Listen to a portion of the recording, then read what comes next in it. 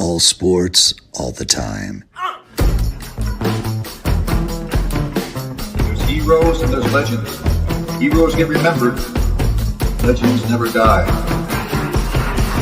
This is the Spoken Podcast. Hold your ears, folks. It's showtime. I'm your host, Lance Twidwell. Man, that kid, he can ball, man. He can ball. Touchdown, Kansas City! Patrick freaking Mahomes, baby! Let's talk some sports, because that's what we're here to do. You are tuned in to The Spoken.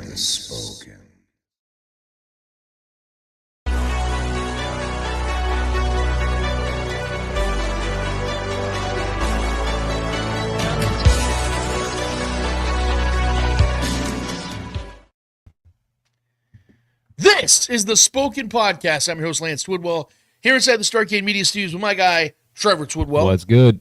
Episode 307 is in full swing, full motion.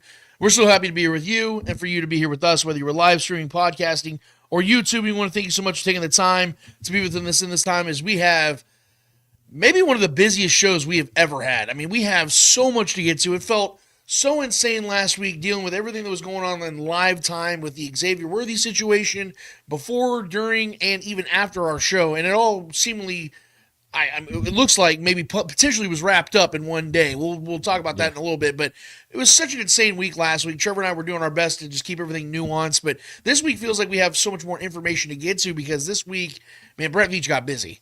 He got in his bag, and he started being really aggressive out there in free agency. So we're really stoked to get to that, and we hope that you guys are as well. We have, like I said, so much to get to, and we're going to have a lot of fun today, guys, so I hope you're ready for it. Again, whether you're live streaming or you're podcasting and listening to this, watching this later on, we really do appreciate you guys being here. And if you're going to be here, if you want to be a part of, if you just enjoy watching the show, go ahead and subscribe to us on YouTube. We very much appreciate that. That is where the majority of our growth needs to be and wants to be. But if you want to be a part of the show, and you're already here, so you might as well participate, go to youtube.com right now. Hit all those other buttons, like I said, notify, share, subscribe, all that stuff. But get into the comments. We want to get as interactive with you guys as possible. That is such a mainstay of this show. Trevor and I very much loved discussing things with you guys, talking with you guys. We don't want to just talk at you guys. That's not when this show is at its funnest. It's at its funnest when we're bouncing back, having fun with you guys, having conversation with you guys, learning from you guys, and maybe potentially you guys even learn a thing from us. I don't know. We'll figure that out as time goes on. But nevertheless, we're so stoked to be here with you guys, and we have a fun-filled show for you, and I don't want to keep teasing it. But before we get to anything else, Trevor, how the hell are you doing today, man? How was your week, bro? I feel like we haven't seen each other pretty much all week. Yeah. Man, it's been a busy week. It's been a nice, beautiful spring week, though. This weather's been great. A little cooler today, but it's been good, man. Scarlett turned 12 years old over the week. My daughter is going to be a teenager next year. I feel old. No other way to butter that up or sweeten that up. It's going to be, next year is going to be a doozy. Yeah. But good week, man. Solid week of work. Spending time with the kids, school, and all that stuff. They're now on spring break this next week, so looking forward to that. Doing some activities, but yeah, man, ready to talk some cheese ball, bro. Yep, happy birthday to my first, the girl that made me an uncle. Cannot believe she's already 12. I love whenever we talk about things, she always deducts years and goes, I was 6 when this happened. I'm like, yes, it feels like forever ago, but it also feels like yesterday. So I love you, girl, and I hope you're having a great day, and I hope you guys have an awesome time together as well, man. But I want to give a shout out to the chat real quick. All the usual suspects are in here today. Hopefully we get some new people in here as well, but we always appreciate the usuals, man. You guys are always the best. Cheever 65 TBT, Ruben DeCruz, Dustin Orton, Lonnie Pyramid's in the house already, Julia Gulia, of course, one of the GOATs. Yep. Everybody that's already in here, guys, thank you so much. Can't shout you guys out enough for being here, just ready to go every single Saturday. This is already fun, man. I'm just juiced. I'm ready to go. I'm ready all week for the show, because every time anything came down to the pipe, dude, I was like, okay, we got to talk about this. I got to talk about this. And I just kept writing things down. I'm just so stoked. So, Trevor, let's not make the people wait any longer. It is time for Lance Rants. Gotta scream! Yeah! We're back on motion! From out gonna do big!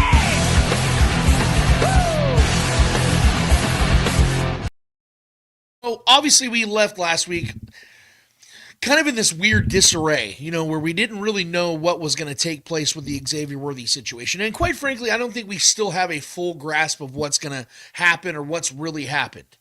But I think there was some real clarity that did come down the pipeline. I do believe that we have some clarity, at least from the Xavier Worthy side, because it was so sudden and it was so clear as to where his defense was. We know that a lot of people, whenever they have situations like this, the defendant will, immediately come out and have his lawyers and representation deny everything, but then it kind of just stays there. Yeah. And we don't really have anything else. I mean, true, an hour before our show, we're getting the accusations from her side. Then in the middle of our show, we're getting the defendants, the Xavier Worthy side of things, vehemently denying everything. And then right as our show's ending, a few hours, not even a few hours after the show's over, we're hearing that the judges completely dismissed the case. I mean, I jokingly, and I don't mean to joke about the situation, but I made a joke about it. I said, we've now found the only thing faster than Xavier Worthy. It's the case that got dismissed on him. Like, that's the only thing it was that fast. Yeah. And so since that's happened, we've seen a lot of Chiefs fans, some people jumped the gun a little bit and, started callously just, killing Xavier Worthy for what they didn't really know what was going on. I'm not going to hold up on that. People make mistakes, whatever. We've all jumped the gun on things. I know myself, definitely. But, we saw a lot of people apologizing, people that, started to quickly just turned the corner on this whole thing and said Xavier Worthy's innocent, things like that. And I'll be real with you right now. I feel in myself that he is. I'll just make my stance right now. Yeah. Based on what we now know as clear-cut evidence that has been reported now to the legal system, it does look and seem as if Xavier Worthy is an innocent person. I will say at least in this incident. But you did say something right before the show started that I want you to kind of, if you could reiterate what you're saying as far as with her now new accusations, if you will, why we still need to stay a little balanced in all of this. Well, I mean, just from her side, her camp came out, her lawyer and her came out with the whole, list of incidents that has happened in the past. And listen, I think there's some merit to that. I won't say merit, maybe some, if there's smoke, there's fire kind of situation, because relationships like this, especially as long as they were together, I mean, I believe she was going to be his fiance or was his fiance at one point. They don't just turn physical out of nowhere, whether one party is more physical than the other or whatever. One's entirely the physical side of it.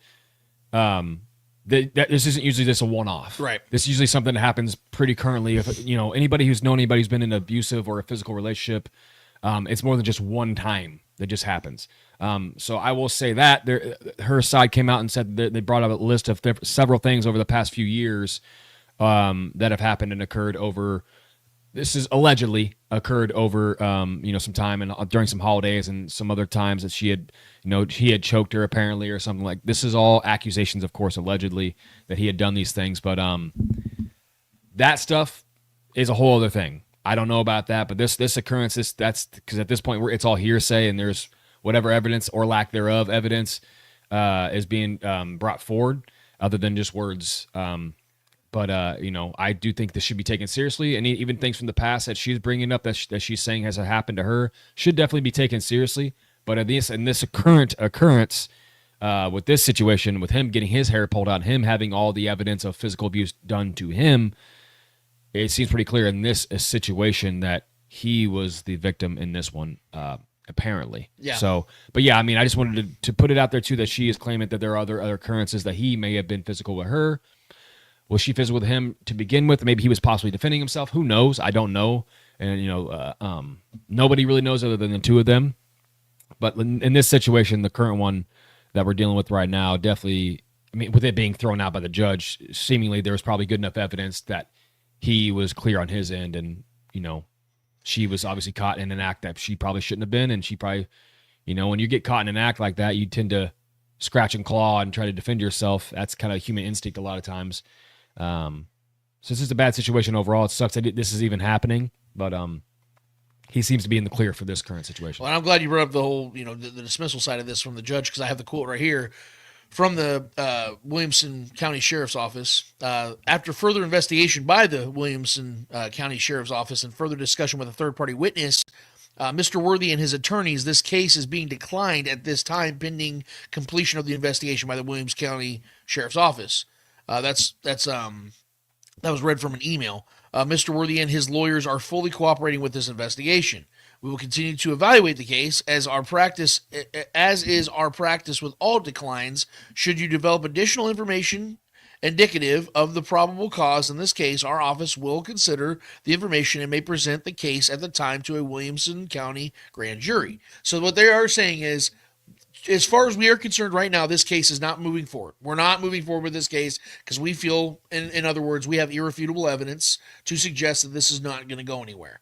But in the scenario that this woman was to bring further evidence to complete her side of things, or at least validate her side of things, the case would be reopened. That we don't know if that's going to be the case, guys. Like I said, we can only go off what we know to this point. That is all just posturing and conjecture at this time. When the news, there was the one last thing I wanted to get to on this is what we do have, as far as the accusation on Mr. Worthy or Xavier Worthy's side of things.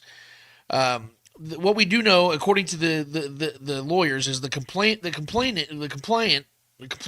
I think that's how you say it, was recently asked to vacate Mr. Worthy's residence upon discovery of her infidelity. She was refused to do so and made a number of extortive efforts prior to resorting to this baseless allegation against Mr. Worthy. So that's what we're getting the most of. Every report you're seeing is that this looked like an extortion attempt. This looked like basically somebody, like Trevor saying, scratching and clawing, basically just trying to find their way into the situation further, or try to, keep it's self-preservation at that point. I think that it's probably best that we keep it at that surface level right now. You and I have probably our own opinions on this situation. Like I said, I'll make mine known. I do believe that Xavier Worthy is an innocent man in this. I at this time. Now, something can change. New information always can change minds. Yep. That's something that Colin Cowherd always famously says, is that new information can change my mind. And I have the right to do that. But at this time and what we've seen, what we've heard, it does sound like just a very toxic relationship that spilt over. Xavier Worthy had himself some evidence, some groundbreaking evidence to have her removed from his premises. She didn't like that and started to create claims. Because, in my opinion, this is where it stands, Trevor, because you're right about everything you said. It's very convenient to me that after he comes out with evidence, this next week she all of a sudden has all these new claims coming out of nowhere.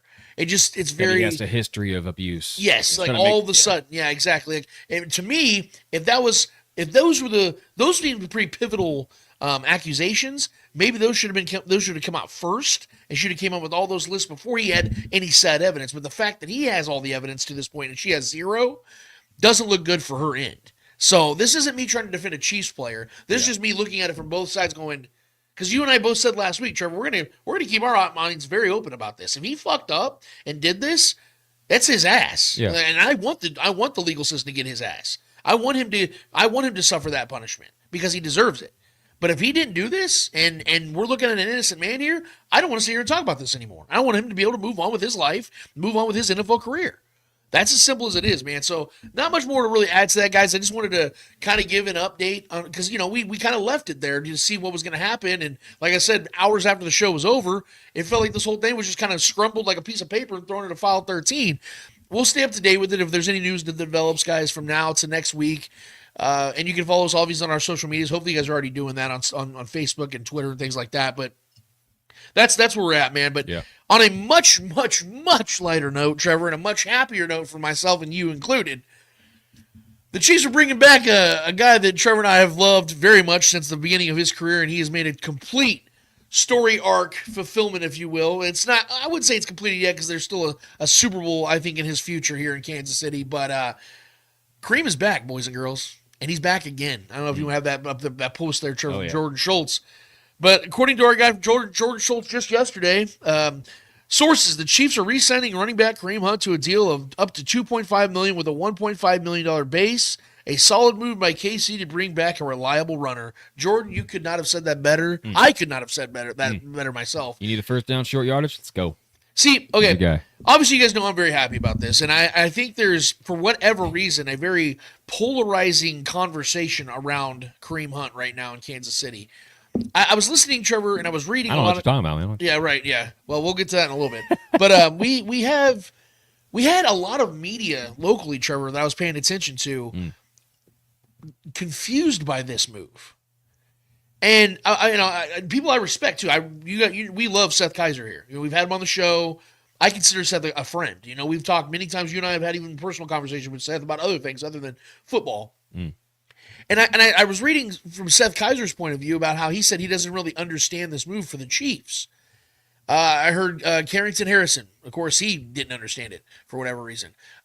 We had all these other folks. I was listening to 810 for a little bit. Heard Saran Petro and those guys talking about it, and Just trying to get an idea how the city felt about it. right. And it basically it just felt like people were confused by the Chiefs bringing back Kareem Hunt.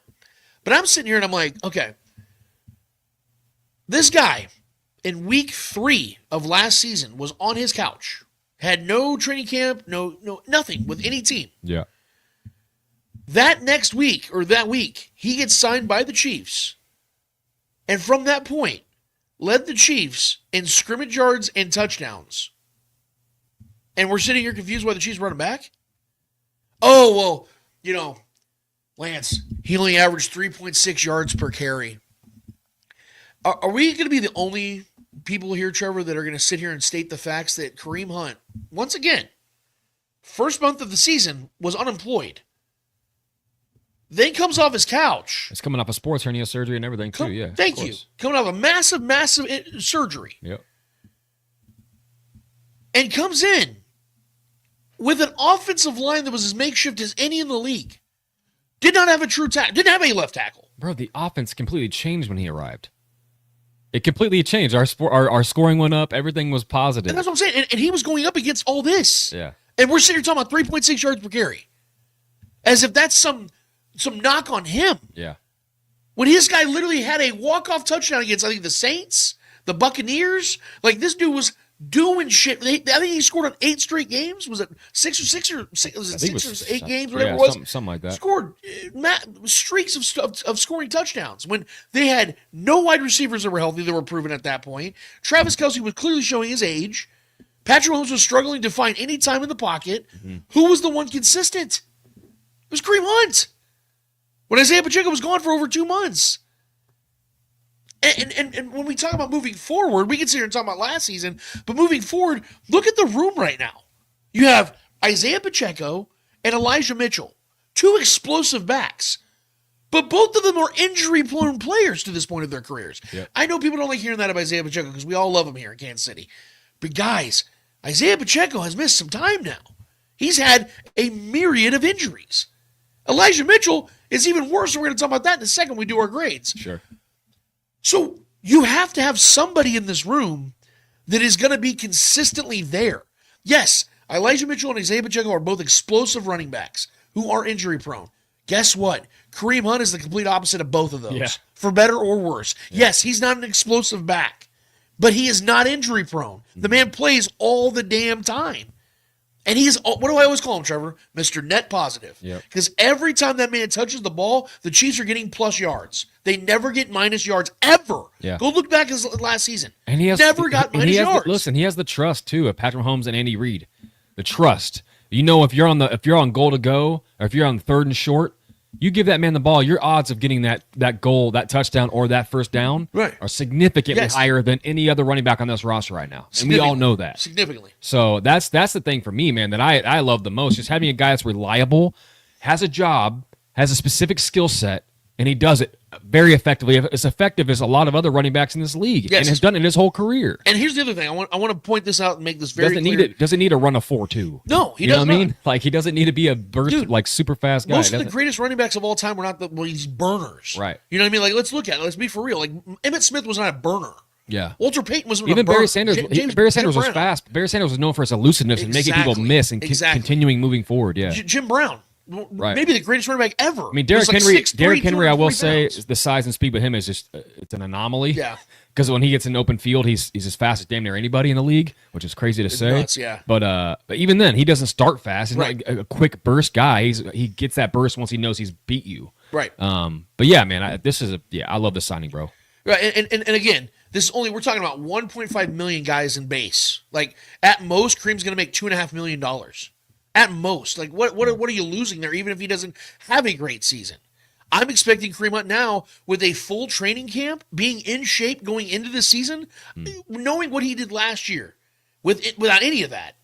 having to get in shape while the season's going and getting like 27, 28 carries a game at one point of the season, dude, he's probably going to be running back 2 this season. I'm betting on that. I think so too. I think that he's going to have a unless we monster draft, season unless to his we own standard. I think he's going to have an 800-plus rushing yards, couple 100-yard rushing or receiving, 7-8 touchdowns. I see that kind of season. Listen, man, this is the guy that solved a lot of our red zone issues. Yes. Because we were having trouble. Pat was having trouble finding guys in the red zone when things were getting tight, just because our offensive line just wasn't holding up like we wanted to. We had no left tackle. So Kareem coming in, we just kept giving him the ball at the red zone, and he kept scoring. So, like, I just see this is only a net positive. Like you said, this guy's just a net positive consistently in every way around it. So bring him back. On top of just what his production, we could talk about his YPC all we want, how much he's getting per carry. That doesn't really matter because those yards he's getting per carry is usually on a 3rd and 3, right, or a goal to go situation, and you need those 2 to 3.5 yards to get. He's getting them. Right. He doesn't need to break off the home runs. He extends drives. Right. It's no different than like a possession receiver that gets you that 4th and 5 yard catch to move the sticks. Yep. He just does it in the running back position. And you need guys like that. You need glue guys like that are reliable. Because reliability has been hard to find the last couple seasons with the Chiefs. Outside of guys like Travis Kelce and, losing a reliable guy in Rashee Rice early in this season. That was tough. That put a heavy weight, wet blanket on this team, and Kareem Hunt really changed the tide when he arrived here. And I think they're honoring him, and I think him, like you said, having another full offseason in a whole training camp to work with this team, not coming off of any injuries, anything like that, and him getting his body ready for, not even a full workload. Like you said, RB2 workload, maybe 10, 12 maybe carries a game. I love it. Right. I love this movement. And let's make something abundantly clear here, guys. The Chiefs are still going to draft a running back. Of course. This is not. We still need another home run hitting kind of running back. Because or a do-it-all kind of guy. I'm going to be honest with you guys. I think there's a significant chance that Elijah Mitchell doesn't make this team. Yeah. He's an injury-prone player. I think what he is a guy that's going to be competing with Isaiah Pacheco and Keaton. Well, and Julie Guglia mentions this, and this is a good point. It's fair. Wasn't McKinnon coming off a bunch of injuries when we got him? This is true. Because it is a good comparison, even though McKinnon was a far better player than Elijah Mitchell, in my opinion. And he wasn't as injury prone as Elijah Mitchell. Dude. He had some pretty significant injuries, though. Yeah. McKinnon did. He tore ACL. In 4 seasons? Yeah. Elijah Mitchell was 41 games. Trust me, I know. I've played 41 games. I drafted him a lot in fantasy leagues and things like that, so I get it. Anytime he's not a workhorse. No. He has to be and that's fine. He doesn't have to be here. That's why I think this could work, because he does have a really good skill set. He's very elusive and very explosive. He's only 26. How explosive is he still after all these injuries, though? That's my question. Right. We knew McKinnon was just a freak, guys. McKinnon was a freak athlete. All his scores and his measurements and things he could do as an athlete coming into the league were outrageous. Right. So one of the best spark scores we've seen in a while, too. That guy is just a freak athlete and just freak all the way around. Productive, but he could play a similar role to that. I think that's Samaje Perine kind of role too. He could do that. He is a good pass protector as well. So all those things, I think they'll just fit into an Andy Reid kind of guy that he likes. But I'm not expecting anything significant from Elijah Mitchell, man. To be honest, no. And again, this is just I'm very excited about this Kareem Hunt re-signing because again, there's unfinished business here. We knew that when he came back last season, there was unfinished business, and that business is still unfinished. Kareem Hunt needs to have a Super Bowl ring. Period, point blank. He needs to have a Super Bowl ring. This guy is already, not even my opinion, in statistics, one of the 10 best running backs in Chiefs history. And he has a chance this season, I think if he has around 400 more rushing yards, which I fully expect him to get, he's going to be, I think, 8th all-time in Chiefs history in rushing yards. So this is a guy that I don't think he's not going to be in the Ring of Honor, but I think if he was to have a monster season this year, and let's say, like I said, there's injuries or things like that, and they have to rely on him again, and he has a big year, and the Chiefs win the Super Bowl, that's going to change the trajectory of Kareem Hunt's legacy. It's a hell of a story. Yeah. Because you're talking about a guy, like I said, who rookie season with the Chiefs led the league in rushing. His second season in only 10 games had 14 touchdowns and like 1,700 yards. He was about to break records. Like go look at his numbers in 2018 before he got kicked off the team. Yeah, those 10 games, Kareem could have been. I think he was going to win Offensive Player of the Year, like legitimately. He was doing everything. He was catching balls. His receiving yards were crazy. I tell people all the time that I think if Kareem Hunt would have been here this whole time in his career, he'd be the greatest running back in Chiefs history. Yeah, I mean, I still think, yeah. I mean, there's a nice lineage of running backs in this franchise, but yeah, that's no knock to anybody else. No. I mean, yeah, but just playing with Andy Reid, playing alongside Patrick Mahomes, Kelsey, those guys, like he was just set up for greatness. You can't disagree with that. And worst case scenario, one more thing to add to this before we move on to our next subject. Worst case scenario, because Kareem has now become like this, a matured, grown man. In the locker room, like I love it, man. It's like a full circle thing. Like same with Travis Kelce. He grew up, man. Yeah, you saw the full circle with Travis Kelce. Yeah. At worst, Kareem Hunt can be that mentor to this young rookie running back that the Chiefs have. Because let's be real, man. More than likely, this young dude's going to want to go out and party and have fun and do things like that. This young running back, because he's a young kid, got drafted by the freaking Chiefs. He's probably feeling great about life. I don't know who it's going to be. Hopefully, it's Devin Neal. But there's going to be.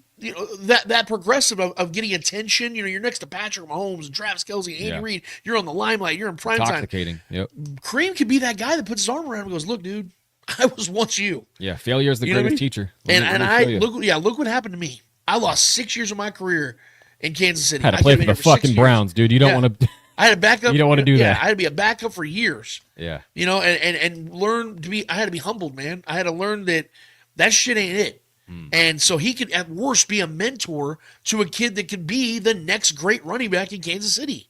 So any way you look at this is a great scenario for the Chiefs. This is just an awesome, because everybody loves him in that locker room. Everybody loves him in that locker room. He was a knucklehead growing up, younger and everything like that, but he's a grown man now. He's 30 years old. And I just love this balance this brings to this locker room. We got to have balance in your locker room, and I think it's an awesome move. Another move that shocked the shit out of me this week, Trevor, and it happened right after our show as well. This last weekend was busy as fuck, dude. Yeah. The Chiefs decided to invest money into their linebacker, Mr. Nick Bolton. I'm going to throw that up there. According to Adam Schefter, just in, linebacker Nick Bolton is re-signing with the Chiefs on a 3-year, $45 million deal, including $30 million fully guaranteed at signing per source. Hell yeah. Albert Breer later broke it down and basically said that the first 2 years are fully guaranteed. So the $30 million of guaranteed money come in the first 2 years. Love it. Guys, Nick Bolton turned 25 last weekend. This is a very young man. This is Spag's guy, too. This is his green dot. This is his captain out there, bro. Trevor, this is a huge I will give you move. credit. You always said you wanted to see Nick Bolton get paid here. I think he's a lifer, bro. I said like the opposite. I've stood on that. I said, I don't think that Nick Bolton's going to pay. What I will say is this, and I'm also on the record for this. I said the biggest reason why is because, one, positional value. I didn't think the Chiefs were going to invest heavily in positional value. And two, Nick Bolton's market was going to be huge. And I was going to be right about that, because if they'd have let him hit the market, that dude would have made 18, 20 million somewhere. Some Roquan Smith, damn near Roquan Smith money. Yeah. Someone was going to pay Nick some serious money. Well, dude, especially when you got multiple rings, of course. What the Chiefs decided to do was say, hey, we'll pay him good money, but not. This is not breaking the bank. Yeah. $15 million a year for the first 2 years. If you look at what's his name, Bond from the Eagles, what he got. Dude, yeah. Look at these other linebackers across the league. They're making exponentially better money. Yeah. So this was the going rate anyway, $15 million a year. And those guys were drafted further down the draft than Nick was. Nick was higher drafted than Bond and even was. people like me that, like I said, we're not in for paying Nick Bolton. Yeah. If I'm looking at this, I'm thinking, okay, worst case scenario, Nick's just more of the same of what he's been, right? He deals with, lateral movement and, passing defense, things like that. Passing protection passing defense is his only real weakness. But let's say he is exactly the same guy for the next 2 years, okay? Oh, no. The Chiefs could get out of his contract by the time he's 27 years old. Where's the negative in that? You're getting all his prime years. You're getting his prime years, and he's already... Dude, I broke it all down for everybody.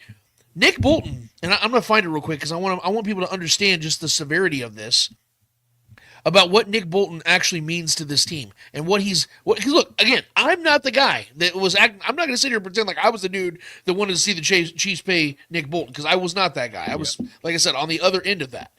But if you guys look at what he has done, and I'm going to try to find it. I apologize, guys, because I just thought of it right now. Talking about as far as his numbers? Yeah, what he's been able to pull, off. Oh, and I have the numbers right here because I just tweeted it out a few days ago.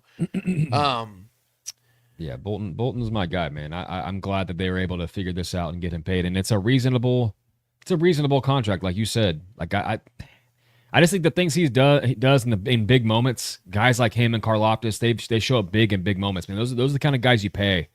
And I know the linebacker isn't what it used to be, especially like the middle linebacker. He needs to come more of like a traditional backer. But guys like that, I think this is a Spags. I think Spags is probably pounding the table to keep him here. Yeah, because I think he Spags his eyes out there. I know Chris Jones is the bulldozer, is the wrecking ball for this defense, and the defense kind of goes as he does. But as far as like the knowledge on the field, the silent killer, the stoic leader out there, the green dot, the guy that's the eyeballs, kind of what Tyrann Mathieu was before Nick Bolton really became Nick Bolton. Yeah, so it's like that mid-level of the defense, and Nick Bolton is just that guy, man. He's talking about playoff performances. The guy's had massive games in Super Bowls and other big playoff games, and it's been a massive part of stopping Josh Allen and other significant, important run stuffs throughout the postseason. So I think he's earned it, and I think Spags wants that guy here. And your point's going to be even more emphasized now because now Justin Reed's gone as well. Got that nice Can't contract that would with the suck Saints. to lose both of them. That would suck. Now Nick Bolton is now going to become even more of that guy.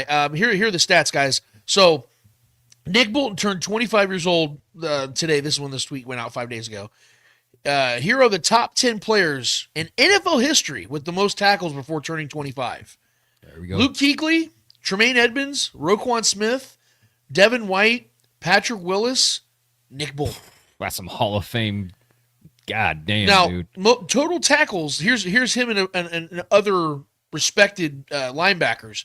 Total tackles before turning 25 years old. Nick Bolton with 458. Patrick Queen with 454. Fred Warner with 449. Levante David with 430. Gerard Mayo with 405. So he has list of names, dude. I mean, that's some great company right there. My God. What is growing up in Kansas as a Chiefs fan? Trevor, like our earliest memories were the '90s when they had tough defenses. But remember that early 2000s time when they were scoring a bunch of points, but they could not stop anybody on defense. The most annoying thing was how many missed tackles you'd see. So Nick Bolton is doing the thing that he's supposed to do. He's paid to do. He's so fundamental, man. Stop the running attack, knock dudes down in the flat, make the tackle. That is his ultimate He does strength. not miss. I mean, very rarely. And when it happens, you're like, oh, it's so painful to see because he's that great. Yes. But when it comes to crunch time, you need a play. You need Josh Allen stuffed at the line. He's always there. Right. He's always there when you need him, man. Look, again, guys, I was not the one, and I think this has been abundantly clear. I was not the one that wanted to see the Chiefs stake a bunch of money. If this would have been a 5-year, $90 million deal, I'd have been pissed the fuck off. Yeah, that's I'd have too been like, much. what the hell are we doing? You know what I mean? Like, much. Jesus Christ, that's stupid as hell. Yeah. But because of the fact, the way this is structured, you're keeping him now essentially just for the next 2 years. More than likely, he plays all three. You're keeping him at the latest at 28 years old. Yeah. A guy that has played a pivotal role in this team winning multiple Super Bowls and getting to 3. He was it's so funny. His pick that the Chiefs got, that they drafted him with, was a throw-in for the Orlando Brown trade. People forget about that. That's true. Like, Jay Binkley loves talking about that. Our boy Jay Binkley loves talking about that, about how Nick Bolton was just this throw-in. And he ended up becoming the piece that stuck around. So it's really cool to see the what he has become for this team. And I agree with you 100%.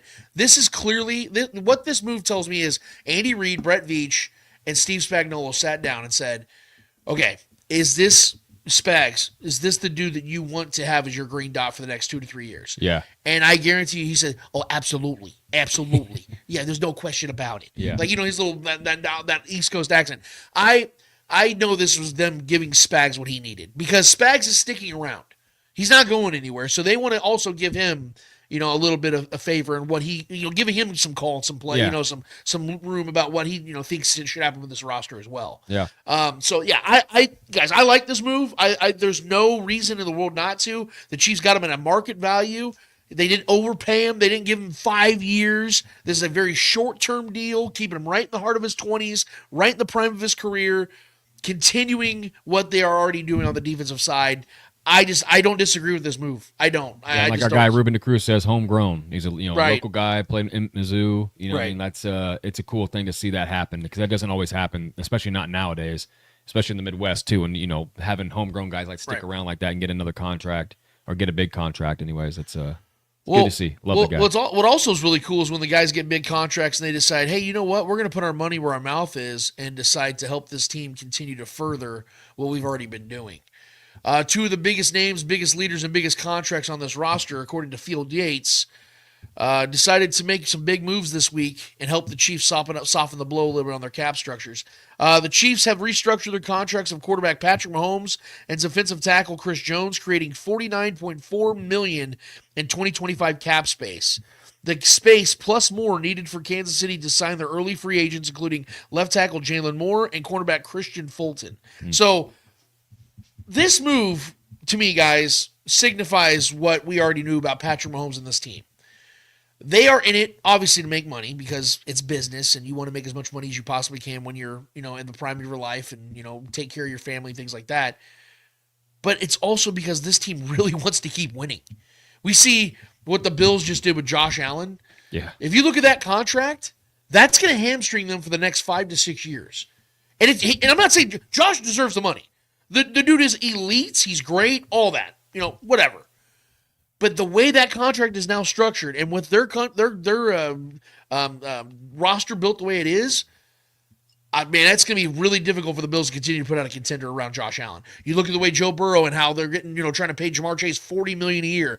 T. Higgins is supposed to be getting a contract now, supposedly. They have no defense now. Like the Bengals are going to start struggling with, maintaining a Super Bowl contending type of roster, if ever again. Yeah. The Ravens, Lamar Jackson, he'll be 29 next season as a mobile quarterback. How long does this last? How long do they last? There's a lot of questions around these other teams. Meanwhile, the Chiefs are like, all right, well, we've been to, 4 Super Bowls now, or we went to, 5 Super Bowls now. Patrick Mahomes is obviously making big money. Chris Jones making big money.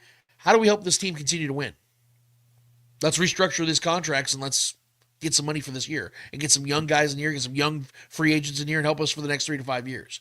Now, I know obviously this does not mean that when the Chiefs restructure these deals that money goes away. Obviously the cap hits for Chris Jones and Patrick Mahomes go up exponentially down the road. But see, the way teams like the Chiefs can work around that and circumvent that is by giving Patrick Mahomes an extension, let's say in 2026. They throw away that rest of that contract to give him an extension that softens the cap numbers down the road again.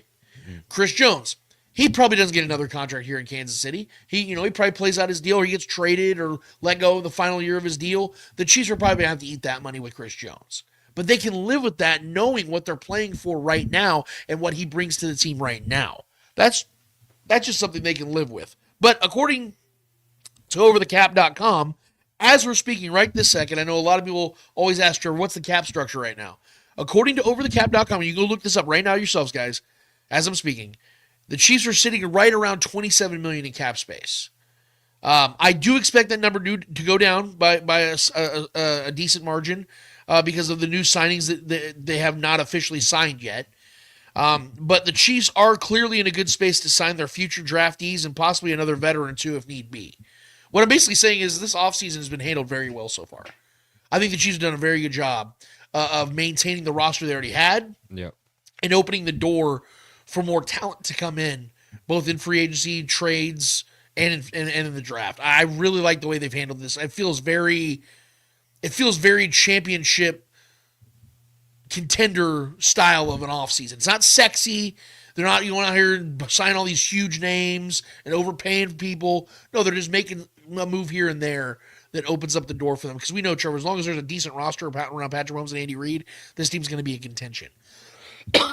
So overall, I love this move. I think there's no question about it. Chris Jones and Patrick Mahomes doing what they need to do to help the team. Yeah.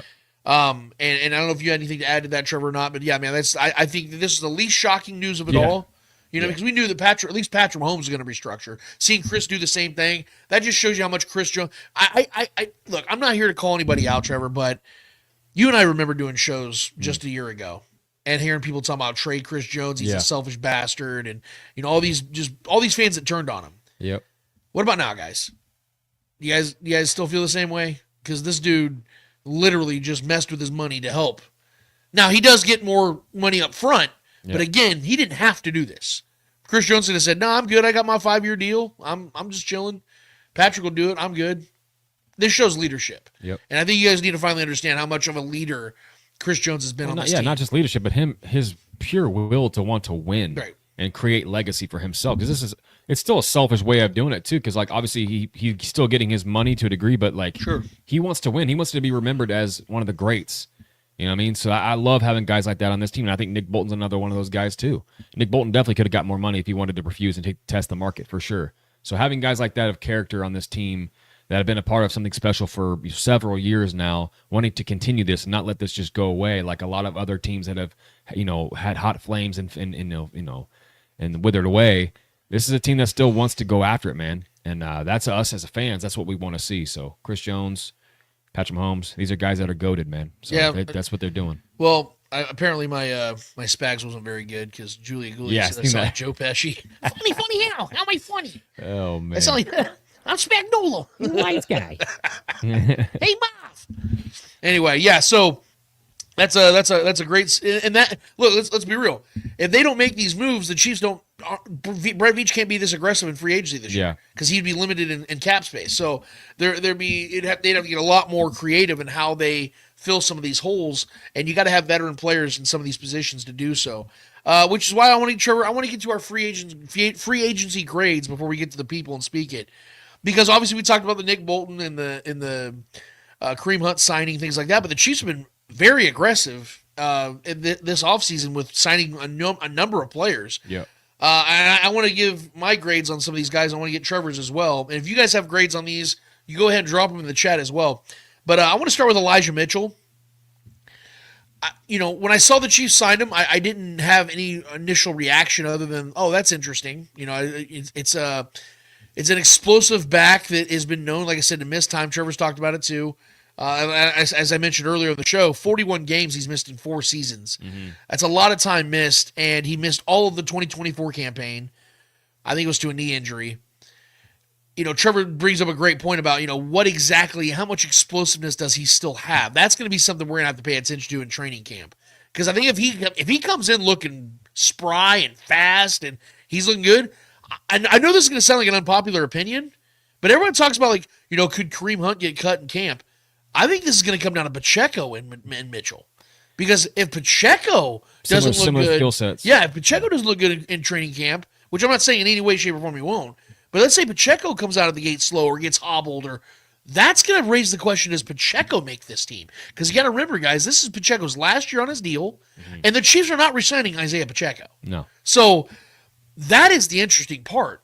Because we know Andy Reid likes to set up guys that he knows isn't going to make the roster for success. Yeah, you like contract year players. Yes, and if Pacheco, let's say Elijah looks better, which I'm not expecting, but let's say it happens. Mm-hmm. Then Andy Reid could say, "Hey, Pacheco, we're going to let you go, and we're going to get you out now, so you can go sign with another team and get another opportunity." Yeah, we don't want to set you up for failure where you're out there still trying to look for work. Again, I'm not saying that's going to happen. More than likely, Pacheco makes the roster, and I think as it stands right now, Elijah Mitchell will be a training camp guy to come in, fight for a job, and I think he more likely he's on the outside looking in. I don't know if he'll make this roster, but I like the Chiefs making this move because it adds competition to a room that needs it. Because let's be real, last year the Chiefs made jack shit moves at running back until they had to go get Kareem Hunt. Yeah. They made no moves. Samaje. Yeah, you know what I'm saying? Like that was a moderate move, and I love Samaje. Let's be real. We knew he wasn't coming in for competition. Right. We knew where he fit a role. Now the Chiefs have depth at running back where they can start competing and start seeing guys fighting for positions. I want that at every position. I love that for the running back position. I'm going to give this letter grade. I'm going to give this a C because I'm going to wait and see what Elijah Mitchell brings to this team, man, because I don't even know if he can stay healthy at this point. If he does, he's talented enough to make a roster. Yeah, I mean, they threw some money his way. I mean, not a lot, but enough to kind of like match you. Like, you're like, okay, maybe they see something in this kid, and it's another transplant from San Francisco, from the Bay. This is kind of what we do. But I'm going to give it a C minus, actually. I'm going to one down yours a little bit. I think this move does feel like just maybe a possible training camp competition body. I like Elijah Mitchell, but the dude, he cannot. I mean, I'm not expecting him to come in and have any kind of massive workload. But then again, do we have a running back right now that can handle a lead back workload? Right. I don't think we do right now. It feels like all these backs on our roster right now are complimentary backs. And I know that sounds like I'm throwing shade maybe to Isaiah Pacheco because he's been, a premier back in this league at certain times, and been the guy for this offense for a couple years, and has been good in the postseason for sure. So I'm not gonna try to downgrade what he's done since he's been here as a running back. But it's his indecisiveness. It's one thing I will give kudos to Elijah Mitchell is he's a pretty decisive runner. Yeah. But he also comes from a very good scheme, that zone blocking scheme over there, and with a great offensive line in San Fran that just knows how to find production out of running backs. We have yet to really do that over here. As much as I love this offense and I love Patrick Mahomes and there's a lot of the pieces on this offensive line, we've yet to really establish a good running game consistently. Right. So do I trust him to have the success that he had over in San Fran when given opportunity? Not yet. I kind of have to, wait and, like you said, wait and see it. Does he have the burst ability? Has he had it his whole career? Did he have it in college? He's always been that kind of kid? Yeah, absolutely. And when given opportunity, he's had really big games. But his health is the biggest question mark here. So I'm giving it a C- just because of the lack of trust of him staying healthy, even with this, a smaller workload, being a complimentary back. Then again, to Julie Giulia's point in the chat, McKinnon was a similar situation. Also coming from the Niners, so it was a banged up guy, had a history of things like occurrences injury wise. But I like Elijah Mitchell. I like his skill set. I think he could definitely be a complementary piece to this offense with his explosibility and his decisive running, his one cut ability just to kind of cut and go.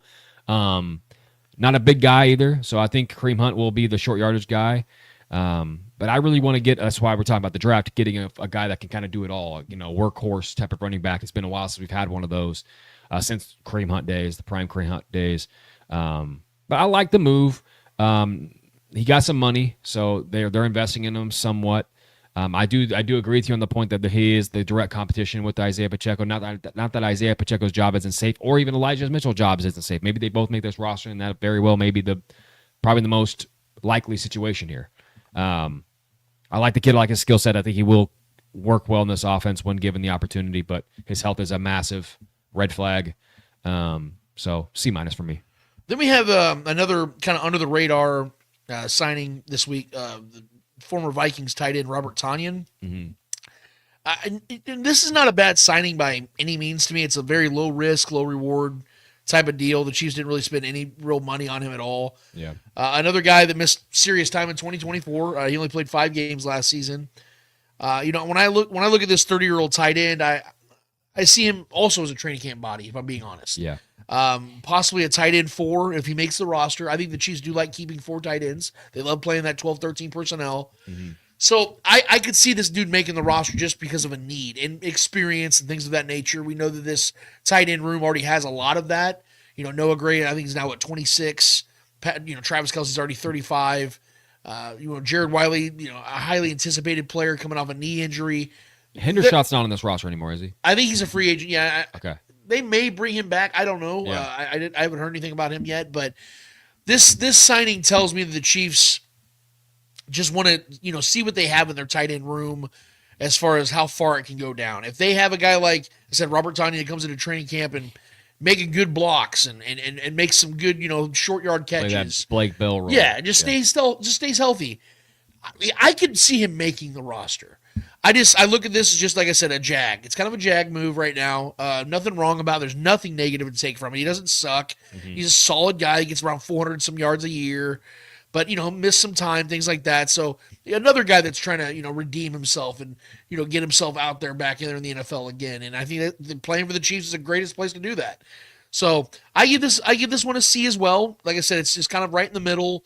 Nothing sexy, but also nothing to worry about either. So it's a very low risk, low reward situation for the Chiefs. Yeah, this is Irv Smith all over. This is an Irv Smith signing. I was even more stoked on the Irv Smith signing because I felt like he had more juice to his game than Tonyan does at this point. And he was younger. Yeah, and he was just a better athlete. Tunyan's a good blocking tight end. He's a good veteran. He's played with great quarterbacks. Played alongside Aaron Rodgers for a while. Yeah. So he's got good experience across the league here, and he's a respected tight end. Had a couple solid, really good years with Aaron Rodgers, a couple seasons. But this is a nothing signing to me, to be honest. Right. And I'm a tight end guy. This is my favorite position of football to analyze and watch. But I don't know how much he's got left. He's simply, in my personal opinion, would only be coming in as a blocking tight end to, maybe play some 12, 13 personnel to add some protection for Pat. Sure. That's the only thing I see him, even if he does make this roster, which I do not think he makes this roster at the end of the day, in my personal opinion. This is why I said this is the Irv Smith signing all over again. Right. Just adding depth right now to see what he could possibly maybe compete in training camp. And I think at the end of the day, end up finding somebody else who maybe gets cut from another team that's younger, has a little more juice to the game. If we do want to, at the end of the day, bring in another tight end off somebody else and poach somebody else from somebody else's roster that gets cut, and there's always those guys floating around, and Veach has always got his radar going. So I'm gonna go C- again here. This one doesn't really feel like he's gonna be here when it's all said and done. At the end of the day, after training camp's over and the season's starting, I don't think he's gonna even be mentioned because I don't think he'll be on this roster. So C-. Sorry, guys. I think I saw like a little bee or something in here. I wasn't looking at a ghost or anything. Don't freak out. But I thought I saw a little bee guy fly above me. So it's that time of year, man. It's that time of year already. Damn, dude. Winter came and gone. Now we already got the bees. No, we'll leave him alone. He leaves us alone. Otherwise, I'm gonna bust a cap. The next one I want to talk about, I'm kind of low-key excited about this one. Jerry Tillery. So, yes, Jerry Tillery's 29 years old. He's not a big sack guy. He gets like 2-3 a year, if that.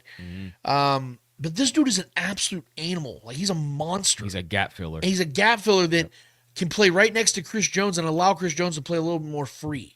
This is a guy that I think that the Chiefs have kind of been trying to find in, like Mike Pennell, who did a great job, by the way. Who could still be back. He could still be back, but I think this signing tells us that's probably not going to happen. Because we lost Rashawn Wharton too, which sucks. Yeah, that definitely sucks. I'm going to miss Turk, but Turk got paid, and I'm so happy for him. Man. He deserves every penny he's getting. Yep. Only 26, about to get, he got a couple Super Bowl rings, and now he's going to go and make his money. So we're happy for Turk. Absolutely. Also happy for Justin Reed. We're happy for every guy that's, had departures now from Kansas City. We appreciate all their contributions. But Jerry Tillery being brought in, man, I like this because, like I said, you're getting that savvy veteran that most of the time stays healthy. The play, like I said, very cohesive with Chris Jones' style. Because Chris is more of a pass rusher, whereas Jerry's more of a run stuffer. Yep. This is a guy they can alternate with or play next to. Like I said, this just gives them some versatility. A guy that's still got plenty of athleticism, plenty of motivation as well, man, because they're getting him on a 1-year deal. He plays really well with the Chiefs. At 30 years old, he might find himself another contract throughout the NFL. Because the league is always looking for defensive tackles that are still playing at the top of their game, even at 30 years old. I like this one. He's also an interdivision rival guy. He played with the Chargers. I think he's gonna be a net positive of the Chiefs. Nothing negative about this one at all. And I'm giving this one a solid B because I think this guy. I think he could very well be a starter for this team if everything goes well for Jerry Tillery, depending on how the Chiefs utilize the draft. But yeah, I like this signing a lot. Yeah, I'm just hoping he retires at the end of his career with the Broncos, so he'd play for every team in the AFC. Yeah, that's right. He did play for the freaking he played for the Raiders, too, and the Chargers. So, and then he's just recently, obviously, was playing with the Vikings. But he's a solid player everywhere he's been. He's been a consistent contributor to any defense he's a part of. And I like guys like this. These are the kind of glue guys that we like to have around. Like you said, the Mike Pennells and the Turk Whartons, those guys that can make a big play every once in a while, but they're the guys that don't get mentioned a lot on the broadcast or whenever you're watching the game. You're not really paying too much attention to. But they're the guys that hold their ground and fill their gaps and keep running backs when they're trying to run the ball from from having a big explosive hole up the middle. They're filling those holes, right? So these are those kind of guys that allow Chris Jones to do what he does and be a little more free because he knows that he could trust these kind of guys are going to do their job and play their role. You need role players, and these are the kind of guys you have, and this is a savvy veteran, only 28 years old. Feels like he's older. Feels like he's been in the league a lot longer than that. Right. I mean, 28 is still the prime of his career, in my opinion. So yeah, I like bringing in savvy vets at the defensive tackle, defensive lineman positions, especially guys that know this division well, know the intricacies of other divisional foes. So I like that. But yeah, so this one I like this. This is a B+ for me. I'm a defense. I love the defensive line. I think we're always adding pieces. I think always bringing guys in. That's why I still want to really bring back a Menahu. That's why I was mad that Turk left. I wanted to keep Turk around. I love those kind of guys. Pennell, like I said, could probably still make this roster again if he doesn't get picked up somewhere else. Those kind of guys are very valuable. And Chris Jones would agree because Chris Jones loves playing along those kind of guys that he doesn't have to worry about them slipping up and allowing, not filling their gaps, not being in their positions. That way Chris Jones can go to work and eat, and George Kalafdis can go to work and eat. Our guys on the edge can do their jobs. That's why guys like Mike Dana and that's a very cohesive unit. The Spags runs up here on this defensive line, and guys are expected to do their jobs. And Tillery is a guy that is, like I said, is consistent at his job. So I like having him. I like the addition. It was a sneaky move in my opinion. I like it. So yeah, I'm going B+ on this one, man. Anybody ready for a mustache ride? Let's go, man. Because Minshew Mania is officially in Kansas City. Who would have thought? I never thought he'd be in KC, man. I'm so stoked about this one. Yeah. How do you not love this guy, bro? This is a guy that more than likely is not going to see any real football time unless there's a blowout or, the end of the season, something, where they're resting Patrick Mahomes. It doesn't matter, though, because not only is Minshew Mania a fun cultural movement to bring into your locker room, Minshew, the quarterback, is a very solid quarterback. This is the thing about Veach. Veach has found a way to find quality backup quarterbacks as the Chiefs GM. And the last two, and Carson Wentz and now Minshew, Gardner Minshew, he's found guys that are also borderline starting quarterbacks. Mm-hmm. That's what you want in your backup, is guys that if they weren't on your team, they'd be starting at 4 or 5 other teams. Or that's you always guy you want. Use them as trade bait too, and to come the trade deadline if you need it, right. if you need a move or something. Yeah, right. Sure. Now, Minshew, to me, he fits this locker room seamlessly because of the way he is always trying to boost morale with his teammates. And we know that this team very much needs that shot in the arm because, Travis Kelce and, guys like that are usually the ones that are kind of always trying to boost morale. Mm-hmm. That can get heavy at times. I mean, I know me being the guy that likes to be the life of the party, sometimes you don't always feel like being that guy. There's times that, you just kind of want to just relax. Gardner could be that dude that comes in and just is that wild card. Charisma, man. Yeah. And people naturally follow the quarterback. So if they see a quarterback acting like that and kind of being the fool, kind of being the class clown, that that kind of adds something to it, a little more of a flavor to it. So I love this move. Like I said, from a football perspective, it's awesome because this dude started over 50 games in his career. Mm-hmm. Been a good quarterback. He's definitely not a bad quarterback. He's a good, solid quarterback. I think he's only 29 years old. Same age as Patrick Mahomes, 28, 29 years old. I'm giving this an A. Yeah. Because now the Chiefs have one of the best backups in football. And again, this dude is bringing so much personality, that zest. It's like he's like the white Jameis Winston. Yeah, he has everybody that loves charisma. him. Yeah, he's a good player too. Yes. And you need him to be when you need him to come and play football. That dude can play. He's a gamer. I mean, we saw Jameis coming to beat the Steelers with that snow game. Like, how do you not love guys like that? They're just gamers. Right. Yeah. So I mean, I'm right there with you. I'm not going to waste. I'm not going to waste the time. This is an A. This is an A for me as well, dude. Like, I love this move. I've always liked Gardner. I liked his story. Kind of came from nothing. Got a very doubted guy throughout his whole entire football career. Yep. Was going to break his own hand to play college again, and to he can use that red flag or whatever, or the red shirt or whatever to stay in college and play another year, get another chance. The dude's wild. Yep. So I like having guys like that. I think he's going to be welcome into this locker room with open arms. I think people are going to love him in this locker room. He fits what we're doing over here too. Like you said, we've needed some more guys with some character around here, some charisma, since we've lost guys, like McKinnon and guys that are funny. Willie Gay. Yeah, Willie Gay, energy guys like that. So bringing in another guy like Kelsey's getting a little older. Granted, he still brings that energy and he still has that leadership, but bringing another guy into the mix could bring maybe some new life to the locker room, a little bit of silliness, lightheartedness, just having fun out there. Sometimes when you're super successful for so long as we have been so far, you kind of forget what it's like to have fun doing what you're doing. It becomes a job. Yep. So bringing that childhood, fun aspect to this locker room, I think, is a good fit, and I think he's just a good guy to have around. Comes from humble beginnings, family kind of oriented guy, and I think he fits this locker room well, man. So I'm right there with you, bro. It's an A for me as well. Yep. And then we got a couple more that I want to get to. These are ones are going to be a little more controversial. We know that the biggest need the Chiefs have had for a couple of years now is left tackle. Yeah. And I was very interested to see how the Chiefs are going to answer that, because at first I'm like, man, they got to trade up in the first round as far as they can and get the best left tackle they can. And then we saw the reports that the majority of the tackles in this draft are either going to be right tackles in the league or guards.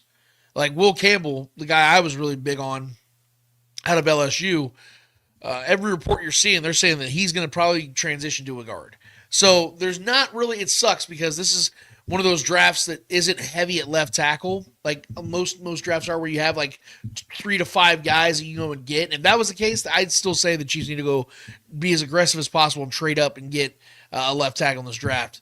But that wasn't their reality, and I think they knew that. They also were clearly not in the market to spend a ton of money on a Ronnie Stanley or a Cam Robinson, who I think is still available, by the way. Yeah. But instead made a very Veach-esque move. They went and got a guy by the name of Jalen Moore, who's 27. You know, that's that marquee number. I swear, like, Veach loves signing guys right in that area. That filled in for Trent Williams pretty damn good last year. So Trent Williams, who is probably the best left tackle we've ever seen, missed time last season due to injury, and he was dealing with some traumatic family issues of losing a child. I can't even imagine. But Trent Williams missed 5 games, and Jalen Moore stepped in and played very well. Graded out really well. If you care about grades, I don't really, but from the eye test too, from everything I've been reading, people said that he looked like a starting left tackle in this league. How good is he? Well, that's to be determined because 5 games isn't enough for me, and he's only started 12 games in 55 career games as an NFL player. The good thing is, again, he's only 27. There's no real injury history at all. He has no like blown ACL or Achilles tears. He has nothing real significant at all in his career. But the unproven factor is something that still weighs very heavy for me in this, because the Chiefs aren't getting anybody that we know for certain is a real player in this league. And to bring it to more of a realistic, or bring it closer to home, he's got 10 more starts than 𝚂𝙿𝙸𝚂𝙾𝙳𝙴. Like, that's something I worry about. And I don't want to sound like a hypocrite here, because I was the guy that was just saying go and trade up for a left tackle who would have 0 games in the NFL. So either way you look at it, the Chiefs are probably going to be going with a guy who's a little bit more on the unproven side at left tackle. That does concern me because of the fact, Trevor, that the Chiefs are more than likely going to start 𝚂𝙿𝙸𝚂𝙾𝙳𝙴 at left guard. So the left side of your offensive line is going to be very unproven. Very inexperienced, yep. Yeah, so the question is, is the Chiefs' offensive line better or worse now than it was last year? I think that this is going to be a very TBD type of situation, Trevor. I don't know. I really do not know whether the Chiefs' offensive line got better or worse this year. What I do know is the Chiefs are very confident they got themselves a left tackle. Yeah. And they have not been able to say that now for the last couple of years. So I'm not going to sit here and try to bail out of this one, Trevor, but I don't have a letter grade on this yet because I have no idea who Jalen Moore is when it comes to the player. So it is a very TBD for me. Yeah. I reserve my opinion.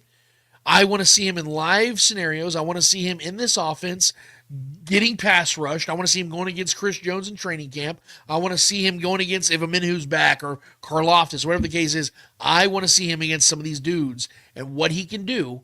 And if he looks good, then he's got me. I'm sold. Yeah. But if it looks like he's slow out the gate, or if it looks like he's struggling to get hands on guys, I'm going to be really concerned. Really, really concerned. Because this season, in my opinion, I know this sounds not so nuts, but I think people are going to agree with me on this. I don't think the Chiefs get back to the Super Bowl if they have more of the same at left tackle this year. Yeah, it's going to be tough. It's going to be very tough if they have another season with no left tackle. If they have to make shift, they have to go and sign DJ Humphries again because Jalen Moore isn't working. I don't think the Chiefs get back to the Super Bowl. I think that this Jalen Moore has to be good. If Jalen Moore is good, I fully anticipate the Chiefs will be back in the Super Bowl. But if this is just more of the same, then I'm really afraid of that. Because there's a lot of other guys that are going to have to develop this year, and they're going to need some sure things at offensive line to solidify. Because look at all the movement on the defensive side alone. Yeah, there's going to be a lot of young guys that are going to be cutting their teeth this year. Where the Chiefs need to be solidified is on the offensive side this year. They're going to need to be a 30-point a game kind of offense. I'm not saying defense is going to suck. They're not.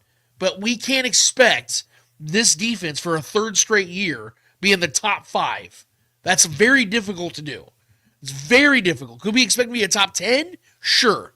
But back-to-back seasons of being one of the 5-6 best defenses in the league, that is almost impossible, man. Yeah. So this offense has got to be better. They got to be better, and it starts at left tackle. Starts at left tackle. So TBD for me, man. Yeah, I'm going to keep it as neutral as possible here because this is a neutral situation because I don't know what to expect. I'm going to go B- just because I like the fact that we went and got a left tackle, and he's young, and he's in his prime of his career, and it's from all the things that we've heard from anybody he's worked with, we got nothing but good things to say to him. His film, which not a lot to cipher through film on him, but he's looked pretty good. And he comes from a really good scheme. He's been in a good locker room playing alongside and learning tactics and skill sets from probably, like you said, the greatest left tackle we've ever seen, most athletic for sure.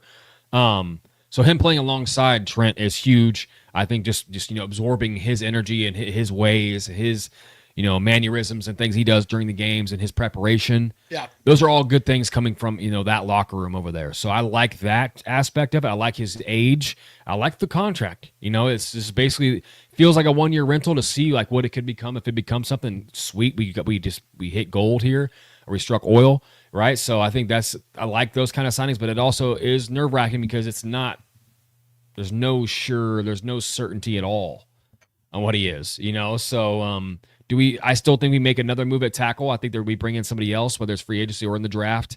I think we do make something else. I don't think this is it, in my personal opinion, because we do need some depth. Because I don't trust Wanya Morris to go fill in, because at this point, that's what we're looking at if he goes down. So that's scary to me. Don't want to deal with that. And, just Jalen Moore's question mark in general on what he could be in this offense. This is a different offense. It wasn't the same that he's working with over there, so that could be a good thing or a bad thing. Yeah. What he's used to. So I like that we're giving this kid a chance. It's a lot of pressure on the kid also as well because he knows the vacancy that he's coming in to try to fill with what we dealt with all last year. But we've seen this work out before in the past with Orlando Brown. Granted, that was a different situation. He was kind of more of an established starter in this league already. But this feels kind of similar to that. Giving a guy something a little bit more to prove for himself coming over here to Kansas City. So B-. I'm just keeping it as neutral as possible, somewhere in the in-between because I don't know what to expect, but I do have high hopes for this kid. And I trust Veach, and I trust his analysis of these guys to come in and perform. So that's what I'm hoping for. Yeah, we had our guy, James C. Kirk, who obviously lives over in the California area, talking about how, he has talked to a lot of Niner fans, and they didn't speak very highly of Jalen Moore. Sure. And obviously James expressed his own opinion, saying he wished they would have given DJ Humphries another chance. I don't necessarily disagree with the DJ Humphries side of this, but when it comes to the Jalen Moore reactions, rather, we were hearing some beat writers of the Niners on local radio talking about Jalen Moore, and they were all very high on him. They said that it sucked that they lost him because they know that he was a reliable asset to call upon if Trent Williams went down. So that's good to hear. But my thing is, Trevor, if I just saw the Chiefs brought Jalen Moore in as like a depth piece, I'd be like, oh my God, this is awesome. Yeah. It's a great move. But now that I know like they brought him in to be the guy, I am a little like hesitant to say, oh my God, what a great move. Yeah. Because we don't know. If he was coming over here to be the exact same guy he was in San Francisco to back up, like let's say the Chiefs got a badass left tackle in the draft or signed, Cam Robinson or Ronnie Stanley, I would have loved this. We were trying to get Ronnie Stanley. There was an offer on the table, but he obviously chose to stay, where he was, and I get that. So what I'm saying is I'm understanding that Veach has limited options this year. Yeah, there's not much to choose from right now. So maybe this is the best he could have done. And it could work out really, really well. Yes, it could end up being like, God damn it, Veach does it again. Another genius move by, you know what I mean? It could be one of those again. But we talk all the time about how, most left tackles that succeed in this league at a high level are first-round picks. Yeah. Jalen Moore, if I'm not mistaken, is a 4th or 5th-round pick. Right. So it's a tough task. It's a tough ask for a guy that was a day 3 pick to become the guy in an offense that needs left tackle more than a lot of other offenses do need a left tackle. So, yeah, I'm very, like I said, I'm excited to find out what Jalen Moore is and will become in this offense. I just have no freaking clue what to decide on right now other than the fact that I just have to throw my hands in the air and say, Veach must know something I don't. Yeah. So one more grade I want to get to, and I saved this one for last because I know it's going to be the most controversial to a lot of you guys because I made a very strong take this week on this one. So we saw the Chiefs sign former Charger cornerback Christian Fulton, who's 26 years old. And my first initial reaction was, this tells me that Brett Veach sees it a lot like I do when it comes to cornerback. And now even more so, it's even more clear to me. What do I mean by that? The Chiefs spending real guaranteed money on a cornerback that's not named Trent McDuffie when Trent McDuffie is eligible for an extension could mean nothing. And they might still get a deal done this offseason or the next. Or it could mean everything because the Chiefs know that the market for McDuffie is now too high for them, and this is their contingency plan. You guys know where I stand on that. Yep. Think about this for a second, Trevor. This is the first time ever that Brett Veach has invested real money into a cornerback. Ever. A cornerback who just so happens to fit the scheme damn near perfectly. People say that this is good because it puts McDuffie back in the slot. Okay. My question to that is, why would Brett Veach pay a cornerback so they could put another cornerback they're about to supposedly play $25 million per year to in the slot? The highest paid corners, Outside corners, in the league are corners that play exclusively on an island outside. Every single one of them. I had Tasia and Marcus Dash. I asked them both. We talk every single day, all three of us in a group chat. I asked them, can you guys shout out name? Chief Concerns. Yeah, shout out to Chief Concerns. Those are our boys. We love you guys. I asked those guys, can you guys name a single slot corner that's making big money? Couldn't. So we're sitting here celebrating this move for Trent McDuffie because he is a great slot corner. And he played a lot outside last year, but he was playing out of his element. Mm-hmm. If you're telling me you're bringing this guy in and you're paying this guy real money to move Trent McDuffie, that tells me that Trent McDuffie is not a long-term answer you pay exponential money to. Because J.C. Horn just made $100 million. Yeah. J.C. Horn is not as good as Trent McDuffie. But you know what J.C. Horn does? He plays on the outside. That is why. And this, just to add to this, in my honest opinion, Veach doesn't make this type of move. He's planning on dropping market level money on McDuffie. I made this take, Trevor, and we can put it on the screen real quick. And this pissed a lot of Chiefs fans off, but I stand by this. Christian Fulton is not a better cornerback than Trent McDuffie. Christian Fulton is a better fit in Spags' defense than Trent McDuffie. Both can be true. Both are true. Spags, if you look at all the types he's had, even back in his Giants days, big, physical, man press cornerbacks. Trent McDuffie has been the outlier. An undersized slot corner style cornerback. That is not the MO of a Spag style cornerback. Yeah. Now everybody goes, well, Lance, Christian Fulton and Trent McDuffie are almost the exact same size. They're both 5'10 and under 200 pounds.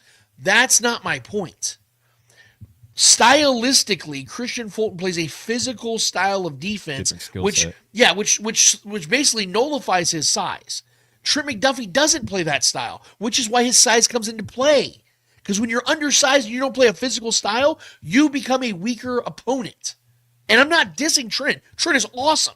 He plays his way and it works. But this is why I've been telling you guys that in this defense, it's not going to age well. Because if he has to be moved to slot to justify who he is, that's not a guy you want to pay $25 to $27 million a year to. It doesn't even make sense. And for Brett Veach to finally make a move and spend real money, guaranteed dollars, on a cornerback that is not Trent McDuffie, while Trent is eligible for money and he's still sitting there without a contract extension, that tells me this could mean something. This tells me that maybe Brett Veach is considering it like I am. That you maybe just don't pay Trent McDuffie. Maybe you let him play out his rookie contract. Maybe you tag him for another year or trade him. I don't know. But all I do know is that Christian Fulton is a real fit in this defense, which is why I'm giving it an A freaking plus. Because I think this could be the move of the year. This could be that dude that takes this defense to the next level.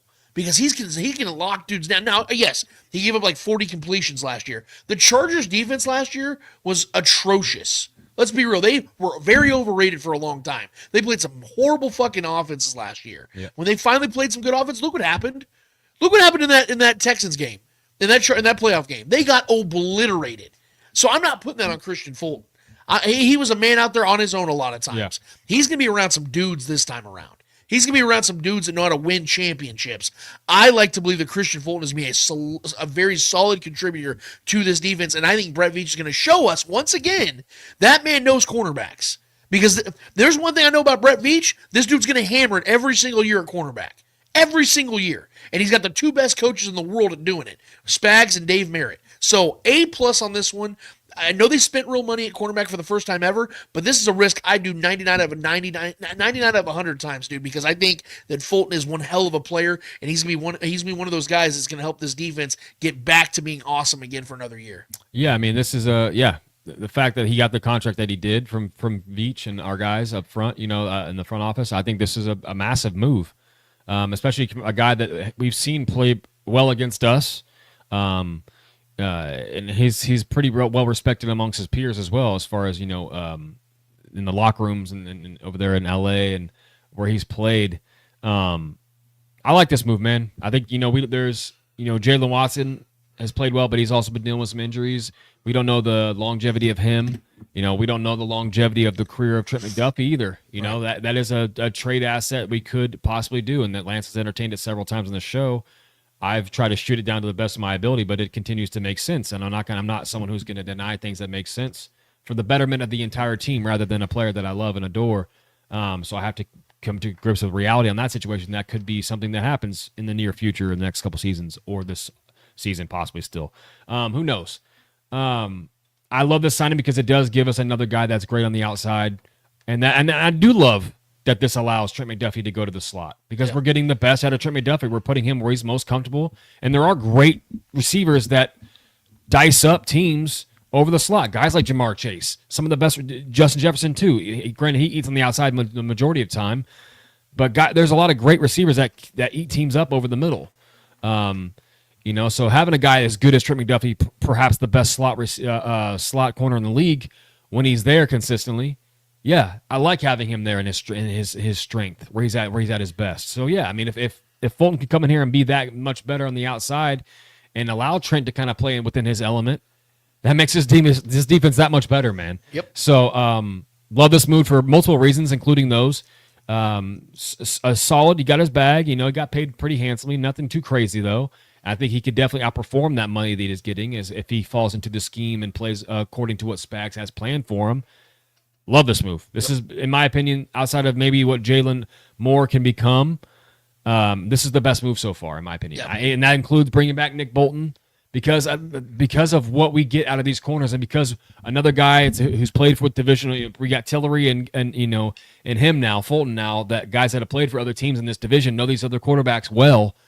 Not only playing for the teams that we're going to be playing, but they've played the other teams every year too, several times. So I like having that. That is an edge that not enough people talk about when it comes to these kind of moves, keeping these interdivisional kind of players that know the opposition well. So I love this move. And I think this just adds to the depth, and I think this is going to be, obviously he's paid to be a day one starter. I think he's going to be a day one contributor. The only cons that I've heard about him so far is that he may have fizzled out towards the end of the season a couple times. Lost interest. Of course. Yeah, I mean, look who he's played for, So this is a Spags kind of guy for sure. Maybe he's not the longest guy, but he's got speed. He's really good on the outside. He knows how to play his side of the field wherever he's called upon. So I think Spags is going to have fun with him, and I think paying this guy and bringing him over was the right move, and I think this was the best move of the offseason so far. So I'm going to give it an A for sure. Excited to see what we do with it. Excited to see if this maybe brings out even more from Trent McDuffie. Yeah. Maybe he lights even more of a fire under his ass. Like, oh, they paid this guy? What do I got to do to get paid? Right. Whether it's with the Chiefs or not. I need to play my best football, put my best football on film, whether that's in the slot or on the outside, wherever I'm called to play. Keep that all-pro level of play from Trent McDuffie coming. So I think bringing in another guy to kind of challenge him in a good way, bring out the best in each other. We saw the best Trent McDuffie we ever saw was alongside L'Jarius Sneed. If Fulton can be a L'Jarius Sneed-esque player, he's a physical guy, maybe not as big as L'Jarius, but a physical guy nonetheless, and plays that outside, locks down his side of the field, and lets Trent go to work, this could be a fun secondary to watch, man. Something I want to add before we get to you guys and speak it. I promise I'm not trying to delay here. I really hope people understand where I'm coming from with this Trent McDuffie aspect. The longer this goes, the less likely it is the Chiefs are paying Trent McDuffie. I hope people understand that. Why do I say that? Because Trent McDuffie is only going. He's almost like he's like his worst enemy. Just going up. Yeah, because the better he plays, the more expensive he's going to become. Yeah. And especially if he balls out this year in the slot and has another all-pro year. Right. And that's the thing. People can try to sit there and say, well, he's going to play slot, Lance. That means he's not going to make as much money. Says who? Do you really think Trent McDuffie's representation is going to go, oh, well, he played slot this year, so we'll take $17 million a year now? If he goes and wins another ring this year alongside having another all-pro season, yeah, he's going to get the entire bag. That's 3 rings and 3 all-pros. He's going to get the entire bag, the man's going to make $27 million a year. Yeah. So I'm letting you guys know now. And if I'm wrong, you guys can drag me for here to eternity. That will not happen in Kansas City. Yeah. Brett Veach is not paying $27 million a year to a cornerback. Our guy Shaggy Shane has something to say. Go ahead. Chimes in here. In the spring of 2018, Brett Veach didn't get much in return for trading cornerback Marcus Peters after Peters finished this third year in the NFL. Do you think that KC could get more from McDuffie? Yes, they could, and here's the biggest reason why. McDuffie doesn't have character flaws. I loved Marcus Peters. I think he was very misunderstood in Kansas City a lot of times, but there were some issues with Peters in the way he handled his emotions. He would get in fights, or he would, the way he talked to the media. It was very standoffish for some teams. I think that he was a concern. Now he ended up having a very good career with the Ravens, with the Rams. He did well with some of these teams, but there were some character concerns with Marcus Peters. There's none of that with Trent McDuffie. He's a class personified kid. And I think that Trent McDuffie is a better overall corner than Marcus Peters. Yes, So I do think that. What I will say, though, is we need to be realistic with what you're going to probably get from Trent. I think at best right now, because he's so young and he still has years of control on his rookie deal, I think the Chiefs get a late first-round pick. If they wait for another year, maybe two, it's probably going to be an early second and then an additional late-round pick. Because what you have to understand, guys, is whoever trades for Trent McDuffie knows that they're going to have to pay Trent McDuffie. So you're not going to get, the 14th overall pick and, that team's going to pay him $27 million a year. They're not going to do that. Right. It'll be right now, if I was making a prediction, if the Chiefs were to trade McDuffie right now, I think the best they would get in return is the 23rd overall pick from the Packers, because they have significant cornerback needs, and they're going to draft a cornerback in the first round. I would anticipate either them or, ironically, the 24th overall pick right behind them in the Minnesota Vikings, who also need cornerback depth. I think one of those two teams would be the teams that you could get the most out of when it comes to getting a first-round pick. That's why I suggested that, and the Chiefs could have 2 first-round picks this year and do what they want to do in the draft, as opposed to sitting back and then paying Trent McDuffie a ton of money. Like I said, guys, if it was going to happen, if he was going to make a ton of money, I think the Chiefs would do it now. But you notice that, and still there's some time to go still in the offseason. We're still young in the offseason. But it's really hard for me to imagine the Chiefs are looking at J.C. Horn's contract, and was that kid Johnson in Chicago? Jalen Johnson? Oh, yeah, I know you're talking about. I think it's Jalen Johnson. And if you look at Pat Surtain's contract, you look at the remaining contract of Jalen Ramsey, you're seeing some of these guys who play exclusively outside, and you see the money they've made and they are making.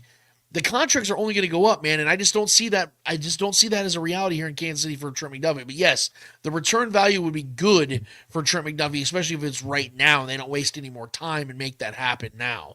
So that's the way I see it. But Trent, let's go ahead and get to the people, man. I know there's probably a lot of questions they have. I'm ready to get these questions now. It's time for Speak It.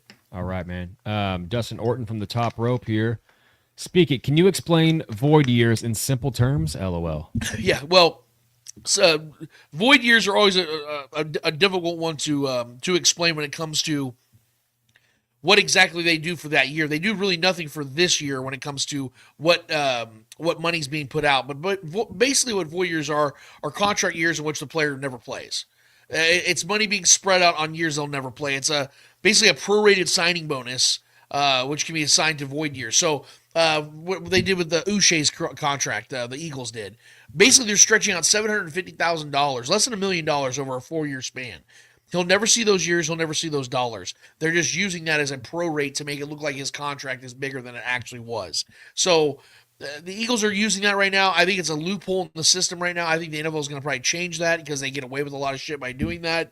But it's not something you really need to really focus too much on because it's basically fugazi years on a contract. It's basically like he got a 4-year deal supposedly. 3 of those years are voidable. It just doesn't even make sense. It's just kind of a dumb loophole they have in the NFL system. Dustin Orton with the follow-up question. Selfishly asking, or not a question, sorry, I meant to address this earlier. Selfishly asking for prayers for my hometown, fellas. Poplar Bluff, southeast in Missouri, was absolutely wrecked with a tornado last night. So just wanted to give Dustin Orton his moment. I meant to mention this earlier in the show, but we were kind of rolling with things, but I just wanted to give him his. And it's not selfishly, Dustin, bro. That's not selfishly at all. Our thoughts and prayers are with you and your family and anybody you know out there that has lost their homes or anything like that. Tornadoes are extremely brutal and violent, and they can absolutely wreck people's lives. So our thoughts are definitely with you in your Yeah, bro. hometown there, man. So I'm sorry to hear that, man. I really am. wanted to give him that time there for a second. Lonnie Pyramid, what are we grading everything right before the draft? What are we grading everything right before the draft? Or I think that's saying why are we grading everything right before the draft? I'm not sure. Maybe As far as free agents? Yeah, I'm not. That's what I'm trying to cipher through the wording here. If Lonnie wants to follow up and maybe give us some correction on what he meant here exactly, but I'm guessing he's asking why are we grading everything? Oh, I mean, it's pretty simple because I mean these are moves that can be paramount to the Chiefs winning or losing another Super Bowl. Yeah. Like I said, if Jalen Moore pans out, I feel very good picking the Chiefs to win another Super Bowl. Let's say that this dude is just an average top 15, top 14, 15 left tackle in this league. That's more than enough than what the Chiefs need at left tackle. They just need somebody who can just play the position at a decent level. So that's why we're grading it, because I think there are concerns as to whether some of these signings are good signings or not. And I think, honestly, this has been, to this point, one of Brett Veach's best off seasons. Because I think the majority of these signings are guys that are going to play a role in this team. We've seen him in the past maybe sign a guy here and there that has never really panned out or became something like Josh Gordon and guys like that. I think this is one of those years where he gets guys, and most of these guys are going to be hits. So we're just grading him. And also, it's conversation. This is the offseason, man. We gotta have something to talk about. We gotta have things to discuss, and I want to get your guys' viewpoints on that as well as what you guys think about these draft picks or these free agent signings as well.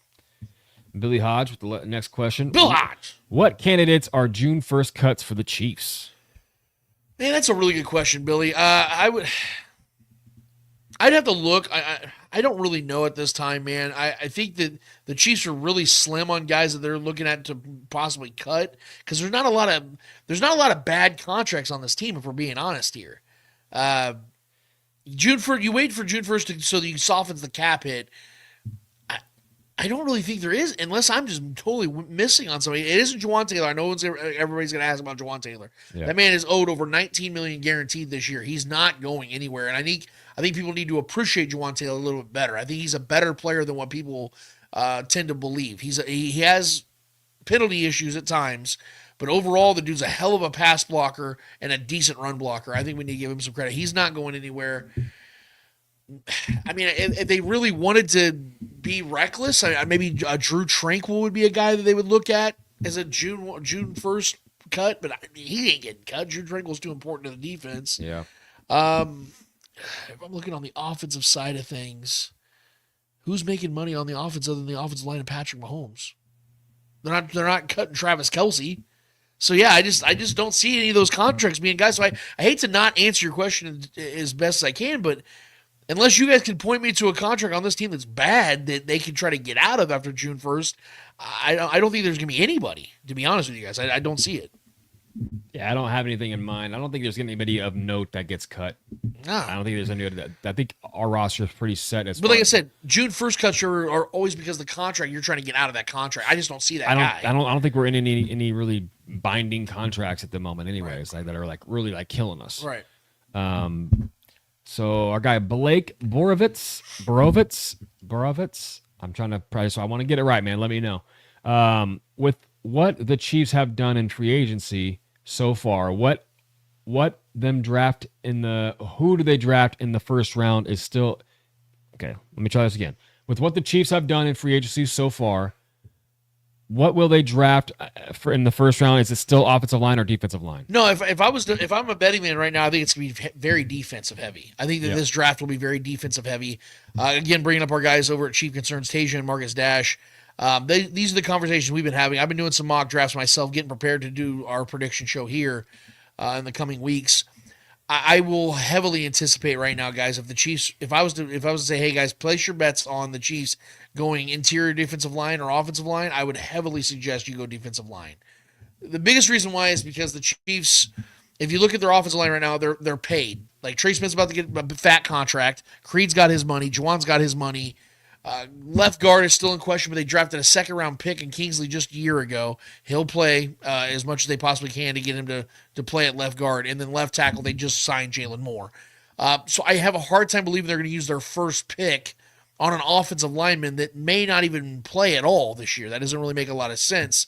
We know that this team needs interior and exterior pass rush on the defensive side of things. So I would expect it's either an edge or a defensive tackle, defensive end, a guy like that that's going to be the first pick the Chiefs make. The biggest question I would ask is whether the Chiefs stay in the first round or not.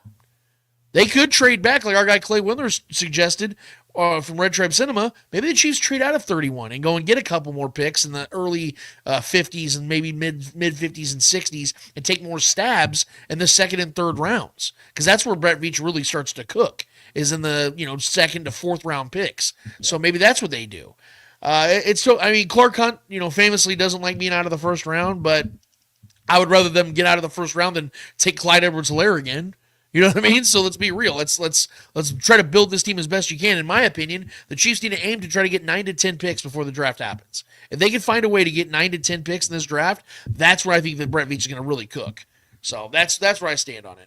Agreed. James T. Kirk, Nick Chubb is a free agent now. I wouldn't want Chubb, but is he still a 1,000-yard back? I don't think so. I think that Nick Chubb's had his best years. He's had a lot of injuries. I think he's a solid. He's a solid running back still, but the only way I see Nick Chubb being back to a 1,000-yard back is if he has an awesome offensive line. Like if he was to go to the Bills, because James Cook's probably not back with the Bills. I don't know if that's going to happen or not. But if they were to pick him up, if they were to pick Nick Chubb up and hits him and Ray Davis back there, I could see him being a 1,000-yard back again, because that offensive line for the Bills is really good, and they like to run the ball up there. So that's the only way I see it happen. Otherwise, Nick's still a solid back. I think he's only 29 years old, but he's had a myriad of injuries and a horrific leg injury that probably would have ended most dudes' careers. Yeah. 2 significant. One was in college, one was in the pro. Yeah, the one this last time, his leg almost completely was off, So, yeah, I don't see him as that guy anymore, personally. Yeah, me neither. And I don't know. I'm going to be interested to see who picks him up, and he'll probably get picked up somewhere. But like I said, the Bills would be a perfect team for him because, like I said, I don't think James Cook's coming back. That's true. That makes sense. Julia Gulia, how confident are you that Jared Wiley has a show out of season, has a show out season, B, productive season, C, minimal impact season? I'm going to have to go with C right now. It's not that I don't think that Jared Wiley has talent, but when you're coming back from a knee injury like that, it's so unpredictable, especially when you already have 2 guys in the room that are proven commodities at the veteran level. Yeah, it's hard for me to imagine that Jared Wiley is going to come into the season, because to me, for him to have a real impact in this offense, he's going to have 500-plus yards and 3 to 5 touchdowns. I don't see that for Jared Wiley this year. Maybe I'll be wrong, but I think Noah Gray has a much better chance of having that type of season than Jared Wiley. And, of course, I think Travis Kelce could have that type of season. So I think that this will be another year for Jared Wiley to develop behind those guys. I think year 3 is when we're going to really be able to tell whether Jared Wiley's a guy for this team or not. Yeah, I still believe Jared Wiley. I think he's young enough. When you tear your ACL, it's never a small issue. It's definitely a big deal. But with we've seen guys recover, especially the younger you are, recover pretty quickly and still play at a significantly high level if they're that kind of athlete. So I still think Jared. I loved the tape. I was very high on this pick. I love this pick a lot. This was my favorite pick of last year's draft. And I still have high hopes for him to be a pretty significant contributor to this offense. Maybe it's not this season, but he grows a lot and learns a lot. Yeah. And it's next season. But I still like him and his skill set in this offense with Patrick Mahomes. Cell32 Alt, how y'all feel about my Lakers? Oh, I feel great about the Lakers when they're healthy. If anything, I think this has shown that LeBron James is arguably the most valuable player in the league outside of Jokic and SGA. Because of the fact that you see how different this team plays, how significantly worse they are without him. Now, granted, it happened to be in their worst stretch of their season where they're playing a lot of really great teams and on the road. They almost beat the Nuggets last night without Luka and LeBron. I think there were 4 starters out last night. Austin Rivers had 37 points, and they lost by 5 in Denver against Jokic and the guys. So this Lakers team has a lot of heart. I think they're one of the 5 best teams in the NBA when healthy, and I think they have a real shot of getting to the finals. I do. They just got to have LeBron and Luka Doncic healthy. If they're both healthy, and I'm going to say this right now, Trevor, I think JJ Redick's already one of the best coaches in basketball. I think he's showing that he's got what it takes. I definitely love his tenacity. Yeah. I think, and this is high praise too, but he has that Bobby Hurley vibe to him. I like his. He's so young. Yeah. But the Hurley brothers are super good coaches. Yeah. The intellectuals, they're very passionate, overly zealous sometimes. That's what Redick reminds me of. So they got the coaching down. They obviously have the star players down. They have the depth. I think if they get healthy at the right time, if by April if they're back to full health, this is a very dangerous team. So I like the Lakers a lot moving forward because LeBron, yes, he's 40. That man is not playing like a 40-year-old, not even close. Yeah. He's playing like he's 32 years old. It's insane how great he still is. And Luka Doncic is really starting to take shape, take form. He just has to worry about, dwindling down some of his penalties and technicals and shit like that. He has to really calm down on all that. But otherwise... Yeah, he's young, man. Yeah. He's young. He's a fiery coach. I love it. I love what I've seen on him so far. Micah Hayes, do you think we will still need a true free safety?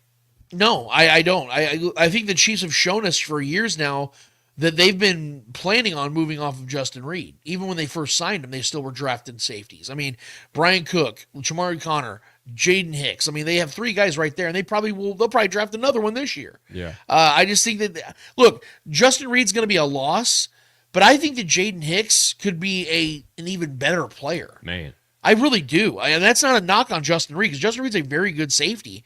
But Jaden Hicks, I think, is the steal of that draft. Yeah. I think a 4th-round pick fell that. I don't even know how he did it. Yeah, he balls, man. Jaden Hicks, I have a lot of faith in this kid. I really believe he could be something special. I think Chamari Connor's going to bounce back and forth from like a nickel corner to a safety, and I think that Brian Cook's going to be very solidified this year. Now a full year outside of that horrific leg injury he had, and a contract year for Brian Cook. I think this is a year where you see the best of Brian Cook as well. So I think the Chiefs will be fine at safety.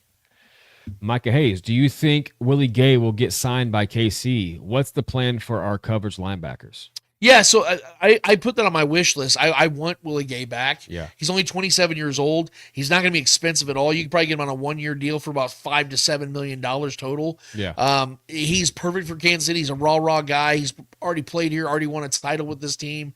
It just makes too much sense for you to bring back Willie Gay. So Chiefs got the cap space to make it happen. I think that if they really want to add more to their linebacker room and not have to use a draft pick on it, bringing Willie Gay back for another year just makes too much sense because, like I said, he's still young, still motivated, still healthy, still good.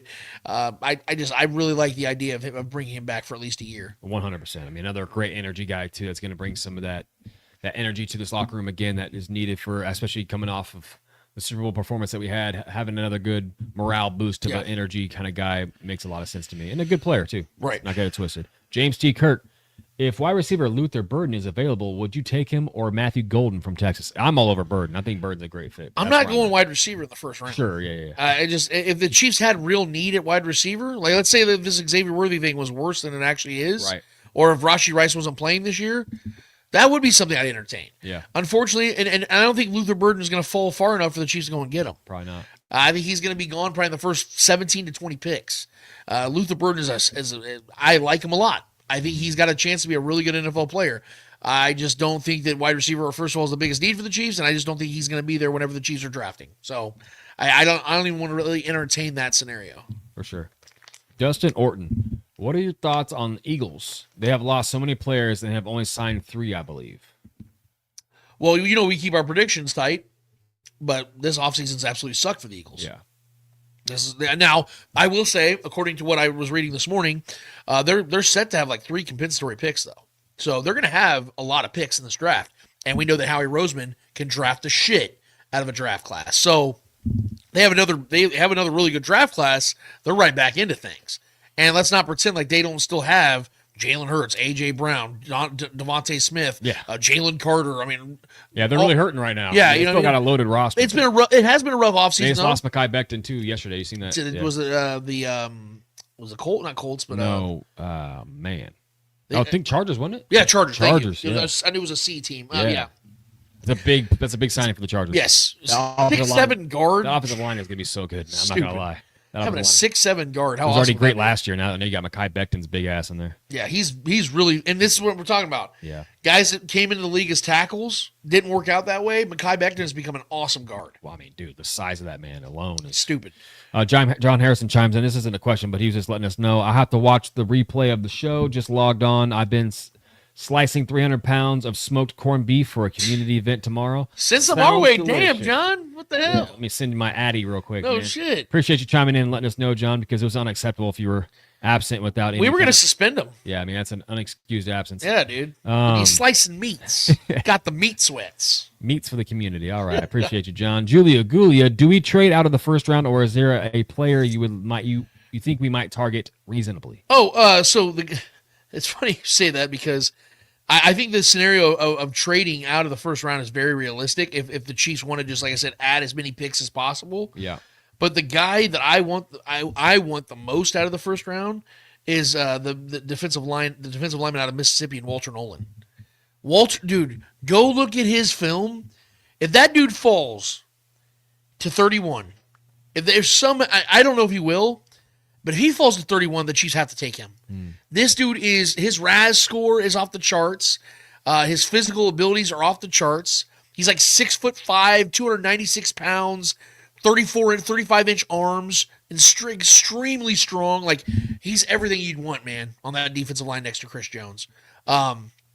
Big time presence, man. I would love to get Walter Nolan. That's like one of my biggest crushes in this draft right now. I'm still feeling my way out. I've only made a couple of mocks so far. Yeah. But that's the player that I consistently find myself loving. If the Chiefs were to trade out, you know, a guy that I can see the Chiefs potentially getting is what's his name? Is it Alfred Morris? I forget his name. From Texas. He's a let me leave that up real quick. I'm sorry guys, I didn't have this prepared, but I think it's Alfred Morris or Norris. Texas. He's a defensive lineman as well. No, maybe it's Norris. Somebody in the chat, if you guys know who I'm talking about, Texas defensive lineman that's in this draft. I'm not sure. Let's see. And that's if we trade out of the first round to go get a guy like that? You think Alfred Collins. I'm sorry. Collins? Yes. So Alfred Collins, I apologize, guys. That's a guy that I could see in around 45 to 55 in that range, like selections between 45 and 55. If the Chiefs were to trade back into the 40s and collect a couple more picks, I could see Alfred Collins being that guy. He has an 85 rating right now. He is, let's see, he's a little bit older. He's 23, but I don't mind that being a guy that could come in immediately. 6'6", 332 pounds with almost 35-inch arms. Yeah, his ratings are off the charts. Tackling is 85%, pass rush 81%, run defense 94%. Yeah, I would love that guy if they traded back. But if they're sticking at 31, Walter Nolan is my guy for sure. Okay, I like it. James T. Kirk, Aaron Rodgers, is he worth the buzz? I think if he goes to Pittsburgh and fails, Tomlin will be in serious trouble if it blows up in his face. You agree? Yes, I do, because Rodgers is a toxic chemical at this point of his career. I love Aaron Rodgers as the player. We grew up watching him. Well, you know, Trevor and I were very young. We were young teens when he started his career. Top 5 player, favorite player of all time. Yeah, for me. Yeah. But where he's at now, it's not good. I mean, look, yeah, he started playing better at the end of the year last year with the Jets. Well, that's also because there was no more pressure on him. No one cared anymore. They were the Jets too. I mean, well, yeah, but you know what I'm saying. Like once people stopped paying attention to the Jets when they were no longer in contention, all of a sudden he starts playing better football. He's 41 years old, guys. Like, I think that Tom Brady made this belief in our heads that now every great quarterback's just going to play awesome till they're 45. No. Most times quarterbacks are done at 36, 37 years old at best. Yeah. So Aaron's already overachieved that. So for us to sit here and expect him to go to Pittsburgh, his third team in 3 or 4 years, and all of a sudden going to go succeed, I don't see it.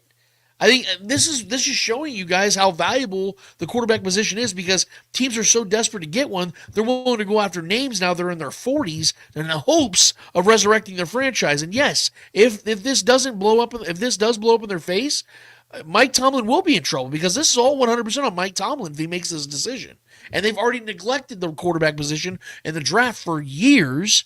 They're signing back Mason Rudolph. Like, they're doing things like that. They just keep playing patchwork. Yeah. This is what the Chiefs did for 30-some years, 34 years before they finally said, you know what? Maybe we should go ahead and draft a quarterback in the first round. And what happened after that? Oh, that's right. They have arguably the greatest dynasty in the history of the sport. They tried with Kenny Pickett, man. Well, Christ. They tried. Micah Hayes, 49ers are trying to get younger and cheaper. Why wouldn't they keep more and cut or trade Trent Williams?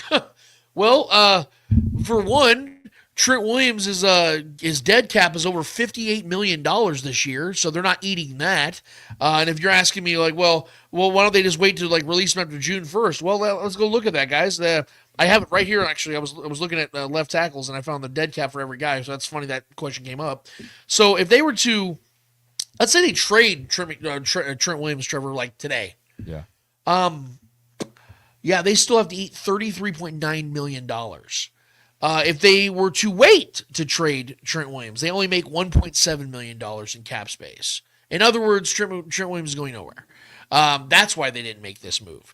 Jalen Moore was a guy that they probably would have moved on with. I think he probably would be their starting left tackle if they could get out of Trent Williams' deal, but they can't get out of Trent williams' deal until next year when they have, because they just signed that extension with Trent Williams. Hey, he's signed till he's 39 years old. The only way they get out of that deal is that they take some. I mean, the 2026, he's like $23 million in cap hits or dead cap, so they can live with that if they really need to get out of Trent Williams' deal. I'm expecting Trent Williams to play better football this year, but yeah, they just the money just didn't make sense. They couldn't get out of that. That just wouldn't make sense. So I can't do it now, so we got him. Weston Brewster, would you add another free agent receiver still out there? And if so, then who? Tyler Lockett. Yeah, same. Tyler Lockett. I know he's older, but that's actually kind of the point. Yeah. This room now, and I can't believe I'm saying this, but they don't have veteran presences like Justin Watson anymore. They need veteran presence in this room. Bring back D-Hop. Yeah. Yeah, I'm actually okay with that. I think D-Hop served his purpose when he did. I got mine out of that, so I'm good with that. Yeah. When it comes to veteran presence, I think Tyler Lockett is the perfect guy for that's still available because of the fact that he has ties here in Kansas City. His family still lives here because his father playing in Kansas City. I believe that Tyler Lockett, and according to our guys at Chief Concerns, when they posted that, Tyler liking the tweet about coming to Kansas City, I think he's interested in being here. I think it's a good fit too, stylistically. He fits the offense really well. He wouldn't be asked to be the guy, obviously, because you have Rashee Rice and Xavier Worthy. You have other names that he can just basically contribute to the offense. Yeah. He fits the kind of receivers we like over here too. Yeah, I think really what it's going to come down to is price. If Tyler's willing to take less money to come to Kansas City, I think it happens. If he's still looking for $12 to $14 million on a 1 year deal, that's probably not happening. I think if the Chiefs can get him to come here for $8 million with incentives of 10 to 11. I think that happens, yes. So Tyler Lockett's my vote. I'm right there with you. I think he's the best fit. Last question from our guy, Carlos Fierro. Do you think the Chiefs re-sign Humphreys? DJ Humphreys, I'm assuming he's not at this time, no. I think the only way that happens, because I think DJ Humphreys is going to be one of those guys that signs with a contender if they lose their left tackle at this point. I don't think that you're going to see DJ Humphreys this week signing with a team. I think what DJ Humphreys now is that guy that you pay into the season. Like in October, November, you hear that a team signs DJ Humphreys because they lost their left tackle for the year. If Jalen Moore is not good, or let's say he has a season-ending injury, they will be making a move. DJ Humphreys will be in Kansas City. Yeah, that's the only way I see that happening now at this point. Yeah, or even Cam Robinson if need be. I can't believe he's still unsigned. He's a good player, but I heard he's a headache, and I heard this. He's on the downward trend in his career. I don't know. But that is it from the people, man. Appreciate you guys, bro. Much love. Great stuff, guys, as always, every week. That was awesome. Trevor, I think we have one more business to get to. What is it called? Each every episode, we finish off every single episode with a series of L's in the world of sports. Whether those L's are not so friendly or maybe even friendly L's in the world of sports, we promise you, whoever's holding those L's in the world of sports deserve those L's in the world of sports. Trevor Toodle, who's holding the L for you this week? All right, so I'm going to get right to it. There was this tweet put out. It was a question by a guy. The handle is Cash Nasty on Twitter, on X. He questions, is it harder to win an NBA championship ring, or is it harder to achieve 50,000 points in the NBA? One ex-player that has won several championships in his career chimed in and said, rings. That man was Ron Harper. Fun fact, and this is from a Facebook page called Final Boss. Fun fact, about 5,000 people have played in the NBA. Out of those 5,000, and about 600 have won an NBA championship. But out of those 5,000, only one has scored at least 50,000 points. These dudes from the 90s era and their fans are delusional and is biased. It is crazy at this point. This is just another way to hate on what LeBron's done in his career. And Ron Harper coming out and immediately replying to it and saying rings are harder to get than 50,000 career points. when a single man has done it. One person in the entire history of the game has done something, and we're going to try to say that something that 600 plus of the 5,000 people that have made the NBA Finals have done it as far as winning a ring goes. But one single man, one singular person in the entire universe in history of this entire sport has done something. And you're going to say something that hundreds of people have done. Is harder to do. So Ron Harper's saying he's accomplished more than what LeBron has. Exactly. Yeah. Yeah, that's hard because it's harder to do. Got it. It's hard. What Ron Harper did in his career is harder than what LeBron did scoring 50,000 points, guys. That's essentially what's being said here. It's just you can't make it up. I have to point this stuff out every time because this old head stuff is just getting annoying. It really is. Because when people just try to deny greatness for a personal bias, you can't be taken seriously, man. And I loved Ron Harper growing up. I loved great two-way players like him. He was one of the best two-way players of his era. Yeah, awesome with the Clippers. Exactly. So, and a part of one of the greatest dynasties in sports history, of course. So I have respect there where that's due. But then when it becomes to a personal attack on what LeBron James has done statistically and in the longevity reasons, and let alone the championships he's also won. Let's not act like he hasn't have 4 of them motherfuckers on his hand while getting 50,000 points in his career and working towards 60 for not being crazy right now. Because who knows when this dude's going to stop. That's just embarrassing for me to read. It's almost every week there's somebody. It's just somebody who's in that era of the 80s, early 90s era that just wants to discredit what LeBron continues to do. And I'm going to jump on it every chance I get because it's fun. 1, 2, it's embarrassing. So I get a chance to just talk about the nonsense that constantly gets spewed from that era and that age group for some reason. And we know why. We've talked about on this show so many times. We know why. But Ron Harper is just the latest one that I get to talk about and make fun of. So for that, Mr. Ron Harper, with all due respect, do me a solid favor and hold this out. So you guys know that we all have influences. We all have influences that drive us to be what we want to be in anything in life. And early on in my, I'd say, teen life, what got me wanting to do something like what we're doing right this very second was some of the sports shows that we grew up watching. PTI. Anything on ESPN that I loved. I loved the Sports Reporters. That was another show I loved on the weekends. Yeah. But a show that made it real fun and having like quick takes and saying something to get you to score points to win a competition basically with other reporters and other journalists and sports figures was a show called Around the Horn that is still around now. It's been over 20 years now that it's been a show. But we got the unfortunate news that this May it will be canceled.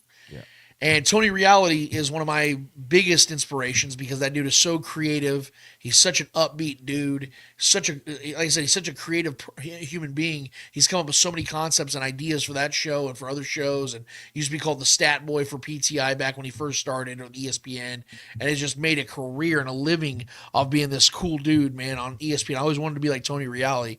And there's legacies now. The show's been around for so long that some of the panelists who were already established journalists in their own cities and their own places have their own legacies on this show. And one of those people is Woody Page, who Trevor and I we'd laugh. He'd always have the cool signs in the back, the funny things he'd say, the goofy things he would say on the show. He could have been a stand-up comic. I mean, his delivery was so good. I used to love when he'd destroy Skip Bayless on cold pizza. Like this man is he's a living legend. And as we know, this show is wrapping up. They always do this at the end of the show where you have Tony asks like a quick question, and it's between him and Harry Lyles, who's one of the newer guys on the show. He's right around Trevor and I's age, a little bit younger, but he's from our generation. There was a great moment during and after the show between him and Woody Page that I'd like to show you guys because this is powerful stuff, man. Let's go ahead and play that. We are tied now, which means I get to ask, as Woody, you're on a march to 700 wins. You need every win you can possibly get in the next 3 months. 2 words or fewer. If you win, Woody, what would your FaceTime be? Sprinkler head. Okay. And Harry Lyles, what would your FaceTime be? Woody Page. now Woody doesn't know. Do I want the win or do I want somebody to talk? Let's hear what Harry's got to say about our favorite Woody Page. As one of the younger panelists on this show, a lot of us grew up coming home from school and watching this particular program. And one of the people that we always saw was Woody Page. And whether you loved him or hated him, you always tuned into this show to see what that man was going to say. That also goes for those of you watching at home. I have to say, you still see Woody's influence all over sports media today in terms of the shows that you watch, the styles that people have. And it gave me a path to know where I wanted to be in my career. Being on this show is one of those things. And Woody Page, I would not be here without your influence, man. I appreciate you. I still think Woody would rather have the win, but there we go, Woody. We love you. Here. Woody. Look at this. All right, guys. Let's take a moment here. And I wish you guys really could have a hug. Let's That would soak make this me in feel here. nice. This is real right here, what we're all feeling. Harry, that was beautiful. And Thank you. it was, of course, your heart outside of your body. And we all have that same piece of our heart. Woody, we owe our careers to you. All right? You need to hear this. I want you to hear this every day for 3 months. This show doesn't make episode 2 without you. And whatever happens the next 3 months is going to be awesome as I fix the scoring to get you to 700 wins, because that's what I'm going to do every day. You didn't win today, but we'll get you there. Yeah, my bad. And wherever we go, May 26th, you deserve every bit of flowers that you're going to get for the next 3 months. And what you were tweeting the last 2 days as we all came was beautiful, It was great. So Harry feels that in his bones. You just heard him say it. Justin feels that in his bones. He's going to tell you that at another FaceTime. And Frank feels that in his bones, and he's going to make a FaceTime about the Knicks, but at the very end, he'll throw in something about you. And I'm going to spend the rest of my days talking about what you mean to me and everybody. So there it is, Woodrow. Thank you, Harry. I appreciate you, Woody. I appreciate all you guys. All right. We love you, Woody. That was another one. Great show, everybody. Thanks, Harry. Thanks, Woody. Tony, My man. you're getting him to 700. Don't leave me stuck on 39, brother. I'm getting it. We're going to be cooking I books. can't live the rest of my life. We're going to be cooking books. Tony, you made up a scoring system. You can certainly make up a win system. We're going to be cooking books. And if that doesn't just hit you right in the feels, I don't know what does. Seeing a living legend like that just succumb to tears because this guy that he had no. I mean, think about that. Like, imagine having a career of all these years that Woody Page has had, and 15, 20 years ago, there's this kid named Harry Lyles that's living wherever in America every day, getting ready to watch you on TV, and then one day is your co-panelist. As a peer. And and gets to sit next to you, and like just the humbling feeling of that, of how life works sometimes. Like that is something that I would love to have happen to me one day, because I would cry like a little bitch if there was some young kid that say has been watching this show for whatever time, and then one day him and I are doing a show together, and he's like, man, I remember watching you and your brother on the Spoken all those years. Like, I would lose my shit, because that, to know that somebody cares about what I have to say that much, and they're getting home and hurrying up to watch the show. That's why I tell you guys all the time, the fact that any of you guys do this on Saturdays, when you guys can be literally doing anything with your Saturday, to know that you guys take that time, it's the most humbling experience of my life. And so big fan of Woody Page, man. That dude, Harry, spoke for all of us when he said that. Yeah. And you could tell that it meant everything to him because of the emotion of all the guys. And the fact that I told Trevor while the video was playing, the fact that Tony Reale was able to reel all that in for those men that are losing their shit, that's powerful stuff, man. Tony's a special talent, and I hope that I could be half of what he's been in this industry, man, because he's whatever ESPN's doing, I don't really understand it. I really don't get it. Letting a show like this, go off the air when it's been such an impactful show for culture. I mean, Mina Kimes has talked about it, about how it helped develop her skill set, to be better on NFL Live and other shows she does now, and her podcast with, the people she does work with. I mean, it helps develop those quicker skill sets where you have you have to make your case. You have to be efficient with it. Tony's very tight. He runs a tight ship, man. I think it's one of the greatest, most unique shows in the history of sports television. So, W to every one of them. W to Woody Page. W to Tony Reale and everybody that's played a part over these years, man, on that show. It was a staple for my young life, and it helped develop me to become somebody that had a sports opinion and made my own show out of it. So, something else that I want to get to though, it's I guess you would consider it an L, but it's in a very unique way. So, we don't stoop on this show, and I'm going to keep that consistent. But I'm here to raise awareness. There might be some of you that are already content creators in the Chiefs community. And for you, I have nothing but adamant respect for every single one of you. Trevor and I, we talk about that all the time on this show. We're here to lift everybody up. This community is, in my opinion, a growing and thriving community that everybody can eat in and everybody has a place in. No matter what your opinion is, no matter how you stand on things, no matter if you're more of a negative fan or more of a positive fan, it does not matter. You have your place in this community. And we are here to constantly lift every single show up that we can. You guys know that our best friends in this industry are the Chief Concern guys, all chiefed up guys. You guys know that we're close with a lot of these shows. These are real friends of ours. They're not just fellow content creators. These are actual real life friends of ours that we have developed friendships through these shows. And unfortunately, sometimes even the biggest of shows, biggest of networks can stoop really low and I think make themselves look a little foolish. And unfortunately, that happened this week. But there's a good in all of this. And I'm not here to clown anybody. I'm not going to fight fire with fire. I'm going to turn this around for a positive. So this last week, I made a tweet. And you guys know, I'm not somebody that shies away from giving you guys my most brutal, raw, authentic opinions. I'm going to give it to you whether you like it or not. Because I famously say on this show all the time, I'm not here to convince you of anything. I'm here to let you know what I think. You do with it with what you do with it. I don't care whether you agree with me or not. This is how I feel. This is what I believe. You do with that how you do with it. Whatever you do with it, it's okay. But sometimes people want to get a little disrespectful in the content community. And, I'll toot my own horn a little bit, being an independent content creator here at The Spoken. We obviously are now affiliated with Starcade. We started the show years ago off a blog that I created over 15 years ago. And it's always been an independent show. We've gained one hell of a following here. And on an individual basis, I have a very good following on X or Twitter, whatever you want to call it. And I can understand that probably frustrates some people who latch onto other networks and still don't have half the following I do. I don't say that braggadociously. I'm just calling it for what it is. So I understand that I probably irritate a lot of people out there. But I think this can be a good thing. And so I put this tweet out here, Trevor, and we don't have to put that up there just a second, but I made this tweet, and this is the quote I had. I'd rather have Kareem Hunt than Isaiah Pacheco or Elijah Mitchell. That's not a knock on Pacheco or Mitchell. That's praise to Kareem. And I left it at that. I didn't really expand on that. I just gave that opinion because I believe that Kareem Hunt is the best running back on this team, and I wanted to see the Chiefs sign him back. That's where I left it. This was before the Chiefs obviously signed him back.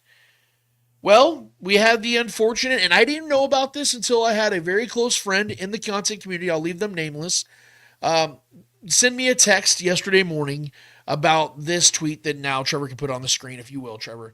This is from our guy, Tucker D. Franklin, from the KCSN network, the Kansas City Sports Network. This is him letting everybody know how he feels about me and my opinion, obviously. Have a good tweet come from this account challenge, level impossible.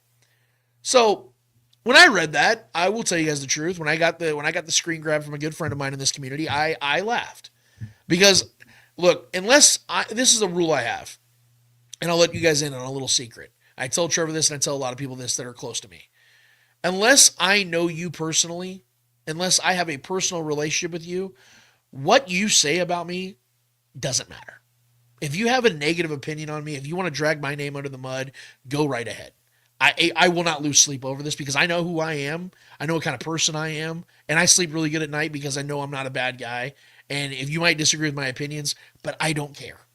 Now, if it's somebody out there that I know personally and you're out there attacking my integrity, if you're out there trying to make me look bad, I'm going to be upset and you and I are going to have a problem. That's going to happen because you're somebody that I let into my circle, and I take that very seriously. I don't know Tucker. I will say that of all the Kansas City Sports Network guys, I've had every single one of them on my show outside of him. Just about every single guy on there. And I have nothing but love and respect for that entire community, that entire family of guys. I don't know why this is the way Tucker feels about me. I have no idea. I've never met the little dude. All I do know is he feels a certain way about me, so much so that he wanted to support my tweet. He wanted to put that out there, and that is where that's where I'm going to turn this for the good. This is going to be something that I want to say. I want to say thank you to Tucker and thank you to the Kansas City Sports Network for allowing me to be on their platform and supporting my tweet to where they are playing their part in our community the way I want it to be played.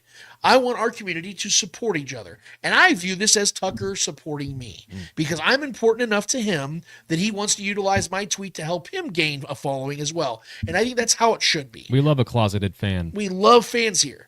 We love people that are on networks that are far bigger and greater than ours to this point that are using my tweets to help them. I do appreciate that. That is very humbling, and I appreciate Tucker for doing that. So I want to send a personal thank you to Tucker. And the L, you might be asking, is where's that coming in? Where's the L coming in? My L is to people that don't want to support each other in this community, for people that just want to hate from a distance. Those are the ones that I have a problem with. Tucker, I appreciate this because all he did was help me out. So the people that don't want to do that and just want to hate from afar and don't want to say anything, that kind of sucks. So for the haters in the community, for the people that don't want to share and support each other in the community, you can do me a solid and hold this L. Because that's not how we do things around here. And the Spoken is continue to support. And as I told Tucker and I told KCSN, I wish nothing but the best for you guys. I wish nothing but great success. I have a strong love for Kent Swanson. I told you guys for years that BJ Kissel has been one of my biggest inspirations. Craig Stout's one of the smartest football knowledge minds I've ever met. Matt Lane's an awesome dude that knows football inside and out as well. There are some great, great people over there. And they have Tucker Franklin as well. So I just want to put that out there. I hope they're doing great. I hope you guys are doing great. Thank you again so much for me mattering that much to you that you have to put that out there and make me an even more well-known person in the Chiefs community. Means a fucking ton, brother. So with that, for Trevor Twidwell, for the great Clay Windler that puts all this together in the back end of things at Red Tribe Cinnamon, for the entire Starkey Media family, for KCSN, for All Chiefed Up, for Chief Concerns, for How About Them Chiefs, for all the shows out there that are doing great things out there and furthering the community that we have out here in the Chiefs community. I'm Lance Twidwell. Episode 307 of the Spoken Podcast is done, finished, and finito. And until we're back here in 1 week's time talking to y'all about whatever the hell's going on at that time, hopefully it's just as chaotic as it's been so far because it's been absolutely entertaining. We out of this bitch. Later.